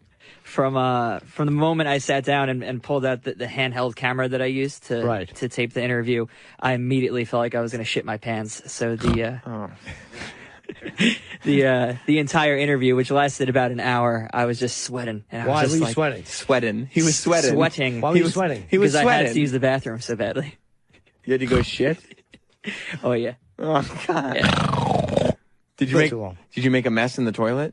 No, but it was were they a solid hefty logs? serving. Yeah. Were they big logs? A pile of logs? Yeah. Little nervous logs? Coming out of the water, you know. Oh, good. I love when they reach out. Derek, your body's disgusting. Oh, we were going to have to wrap him up. Yeah, but we were doing... You know what I heard? God damn it, what? I heard a rumor going around. Well, it's probably not true. This is not good. What? I heard somebody... That I'm a what? That's not... I didn't hear anything unless there's something you want to say. No. I heard somebody refused to get plastic wrap. Really? I heard somebody refused to buy it. No, I had already got him back up here. You'd already gotten? Gotten. So what's that mean? I went to go get your breakfast. Yeah. I came up. I was in the hallway. And then Adrian texted me and said, can you buy saran wrap while you're down there? And I said no, but that was because I was outside of the door. And then I gave you your breakfast. You could have went back for it. Yeah, I could have. That will be the last time that happens? Yeah. Yeah. Yep. Yes, it will, won't it? I like that one. Yes. Yep. Yep. Yeah, because we were look, we're going to have other girls in here. And, D-Bag, you have to understand, at some point, you will be worshiping someone. Yeah. Worshiping? What part of the body do you want to worship? Oh, God. The feet? Yeah. I don't know. If you had to worship, would you worship the feet or the hands? People worship hands. I don't understand that. People worship, I mean, you could be a calf worshiper. How do you worship hands? What do you do? You put them in your mouth. Yeah. And you worship them and you say, thank you, mistress. Thank you, exactly. my lord. Same way you worship a dick, but there's 5 of them. Right. Oh, God. Although, for Jim, when he's having a party, it's the same way. No, it's not true. I'm just speculating. I'm just saying, What part of the body would you want to worship? I guess it depends who it is, right? No. I mean, A hot woman. if it's, I mean... Well, I mean, how would you, her breasts? You could worship a neck. Yeah. Well, I mean, breasts sound more exciting. Yeah, than if neck. you're Dracula. Yeah, if you're Dracula, that would be something. So that's what you'd want to be, a titty worshiper? Yeah, perhaps. You'd want to be titty boy D-bag? Ew. Maybe hold your head like mommy when you're nursing? Yeah. That's creepy. You would want to nurse on the pretty woman's large breasts? Is that what you'd want to do? Would you suckle it? I mean, if I had to do it for my job, I guess I don't think my girlfriend would like it very much. But she'd live with it. She'd be fine with it. I mean, if it's for work. I mean, do you think, Jess was my girlfriend. Do you think she was happy when I came home and I was like, look, today was fine? When I said, look, today was fine, but I did kiss a homeless man on the mouth. Yeah, I don't think she'd like that at all. But guess what? I felt bad for him, too. Guess what? She married me, okay? So, do you like your girlfriend? Yeah. So then Does she have as bad a judgment as Jess? Apparently so. Obviously. I mean, worse. Oh, you need to do some weird shit then. That's right. Women like it when you do weird shit. Adrian. Yeah. True? Yeah. Teft. You're married, right? Yeah. And you do all kinds of weird shit. Like what? Shit with dudes, everything. Yeah. Like you're the Teft box in there is it's like a scene out of Caligula. Yeah. So you'll worship some breasts, maybe? Yeah, let's see why not. Okay, good. That sounds like a good time. Very salty. Very salacious. Maybe get yourself all wrapped up in shiny plastic. You like that, don't you? How great would it be if we wrapped him up in like saran wrap, and then we just put things in his asshole? No. Yeah, That's a good idea. We just left a hole for the mouth and asshole and just ritualistically abused him. Yeah. That doesn't sound fun. You would like that. But it'd be fun for your job, right? Nothing's going near my ass. Wait. D-bag. You wouldn't let us abuse your mouth and asshole for your career? Oh, fuck, bro. Where is the Undedicated commitment? Where is the commitment? All right, Derek. Good. We'll find somebody for you to worship. Don't you worry. That's right. Don't you worry. Maybe a woman, maybe not. Would you suck a man's toes? No. Well, maybe. I prefer not to. Prefer not to, but we don't know for sure. Maybe we'll look up old Go-Go Harder again. Anybody remember Go-Go Harder? Oh, God, yeah. He was the best. He was a fun guy. Yeah. Real lesson teacher. What did he do here? With Sal? He did the first annual Gay Off. Oh, the Gay Off. Jesus Christ, did that almost backfire? That was a really weird one. It was a really weird one. That was Did backfire. Yeah. How? For one of the contestants, right? What happened? Well, yeah, I mean, one of the contestants, like, his wife was crying. Oh, it ended up really weird. It was a fucking odd morning to be alive. Oh, yeah. And the one guy was like, I did it. I want the money. Like, yeah, he freaked out. We actually helped him out, I think, right? I think so. Like, at one point, Go-Go had to stop them because one of the guys grabbed Go-Go's dick and tried to put it in his ass. And it was like, what are you guys doing? What do you mean? What are you guys doing? He grabbed his dick. He grabbed Go-Go's dick and tried to put it in his ass because he wanted to win the Gay Off. He tried to, and we were like, you can't do that. And Go-Go was like, I'm not doing that. Yeah. And they're like, yeah. It's weird. It was weird. Tomorrow, by the way, Riz Ahmed is coming in. He was very good in the night of. Right. Did you see it? No, I got to watch it. Yeah, it's really good. Well, it's an 8-part. You're not going to be able to fit in 8 hours tonight. It's great point. And you know who else is scheduled to come in tomorrow? I do. I won't believe it until she walks in. I won't either. But well, let's not say. Okay. Why don't we wait? No, you're right. As a surprise. You're right. Surprise guest tomorrow. But no, we were supposed to have Steve Young, but he canceled the whole platform. Yeah. We wanted to get Dan Soder, and Dan Soder is filming Billions, so he couldn't. Ah. But we wanted, and Steve Young would have been a fun guy to talk to. I was going to go, how about when you throw a touchdown? What's that feel like? I'm so glad he canceled. No. Dude, I had some questions for him. What else? When you're running the ball, yeah, and you know, like you got 4 yards to go, and you guys slide, like, have you ever slid sooner than was probably good for the play? Just the wording is terrible. Like a guy who's like insisting on asking the serious football questions but has no knowledge. Like, you know, you followed Joe Montana. He was obviously one of the greats. You know, you won, I believe it was one Super Bowl. It was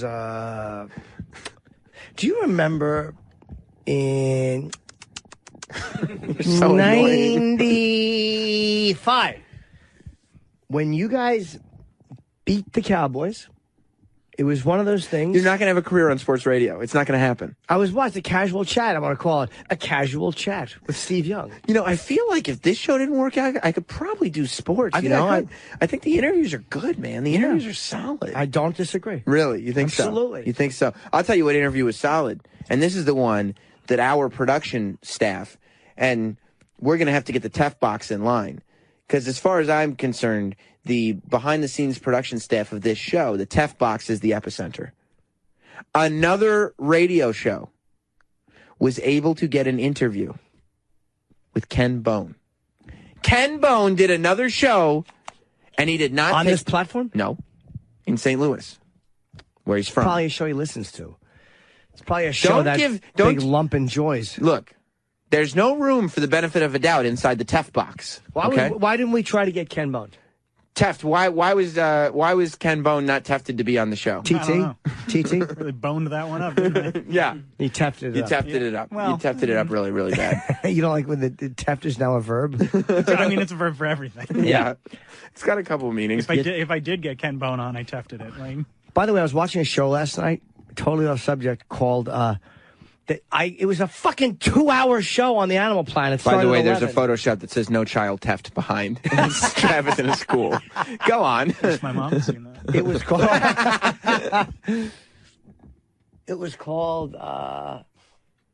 My God, that's great. That's an old one. All these Rollins. Oh my fucking God. Roland photoshopped on everyone. Oh my God, is that awesome? Wow. I love that. So go on with your Animal Planet show. And it was about these guys that make wood stuff from the California redwood trees. It was called, begins with a D. Dicks. No. I didn't say what make for good seat accoutrements. No, what the fuck's it called? Look it up on Animal Planet. Because it was a 2-hour, I hate reality TV. Yeah? But I was so into this one. Where they had to get ready for this big conference down in Florida, and they're great builders. Redwood Kings. The company begins with So you just San Francisco Dungeons. Are they from San Francisco? It says San Francisco. I would assume that's where the redwoods are. It's about Daniel's Wood Place. I fucking love this show. I only watched it. It's just a bunch of guys who build shit with wood. Yeah, but they had to do this conference in Florida. I had to go to bed. I was like, how fucking long is this thing? I thought it was a half-hour show. Right. An hour and 15 in. They still hadn't left on the truck. I found out it was 2 hours, so I taped it. I can't wait to watch the rest. Yeah, really? So good. It sounds like it's aired every week on Who Gives a Sit.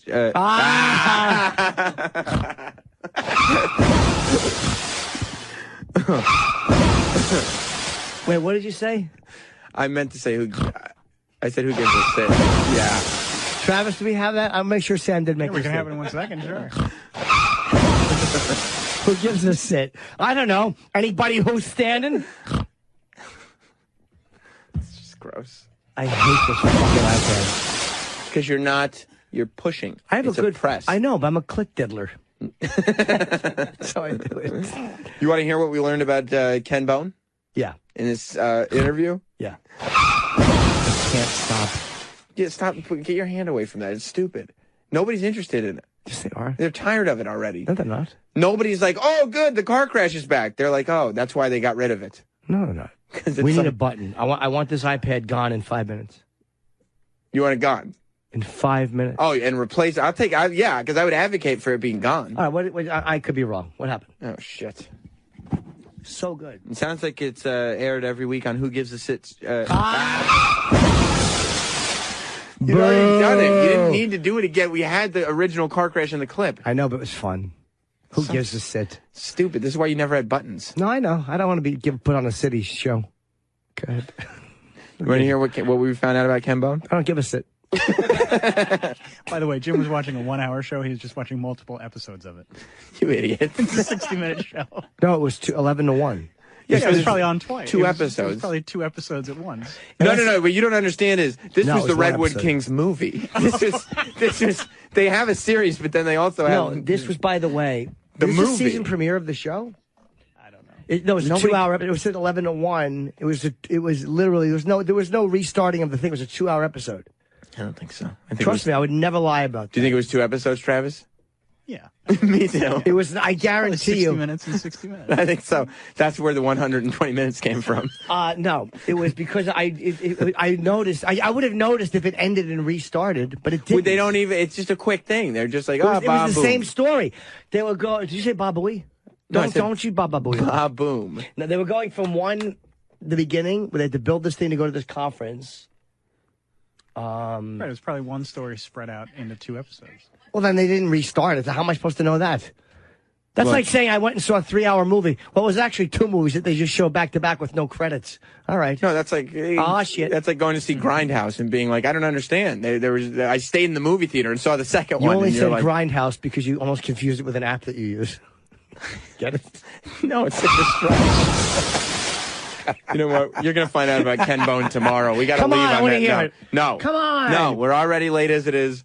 We're going to leave on that note. Reno this Saturday. Yes. You can see Jim Norton. I'll pack off. This Saturday in Reno. You can go to jimnorton.com for the dates. Set your DVRs. Oh, wait. Sorry. Philadelphia's going on sale. I have to mention that. Oh, mention it then. I just got this email. What's wrong? Buy tickets to see Jim in Philadelphia. Is it on sale now? No, the tickets came in now, and I mean the email came in. No, I don't have the fucking email. So don't buy tickets?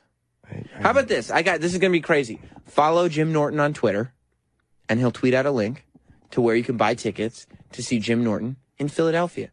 The other thing you can do is set your DVR for 3 a.m. tonight on Fox News. I will be on Red Eye with a panel of fellow experts. Okay? These fellow experts. What are you an expert on? Everything. You see the way I was... You're not even a fellow. Goodbye, everybody.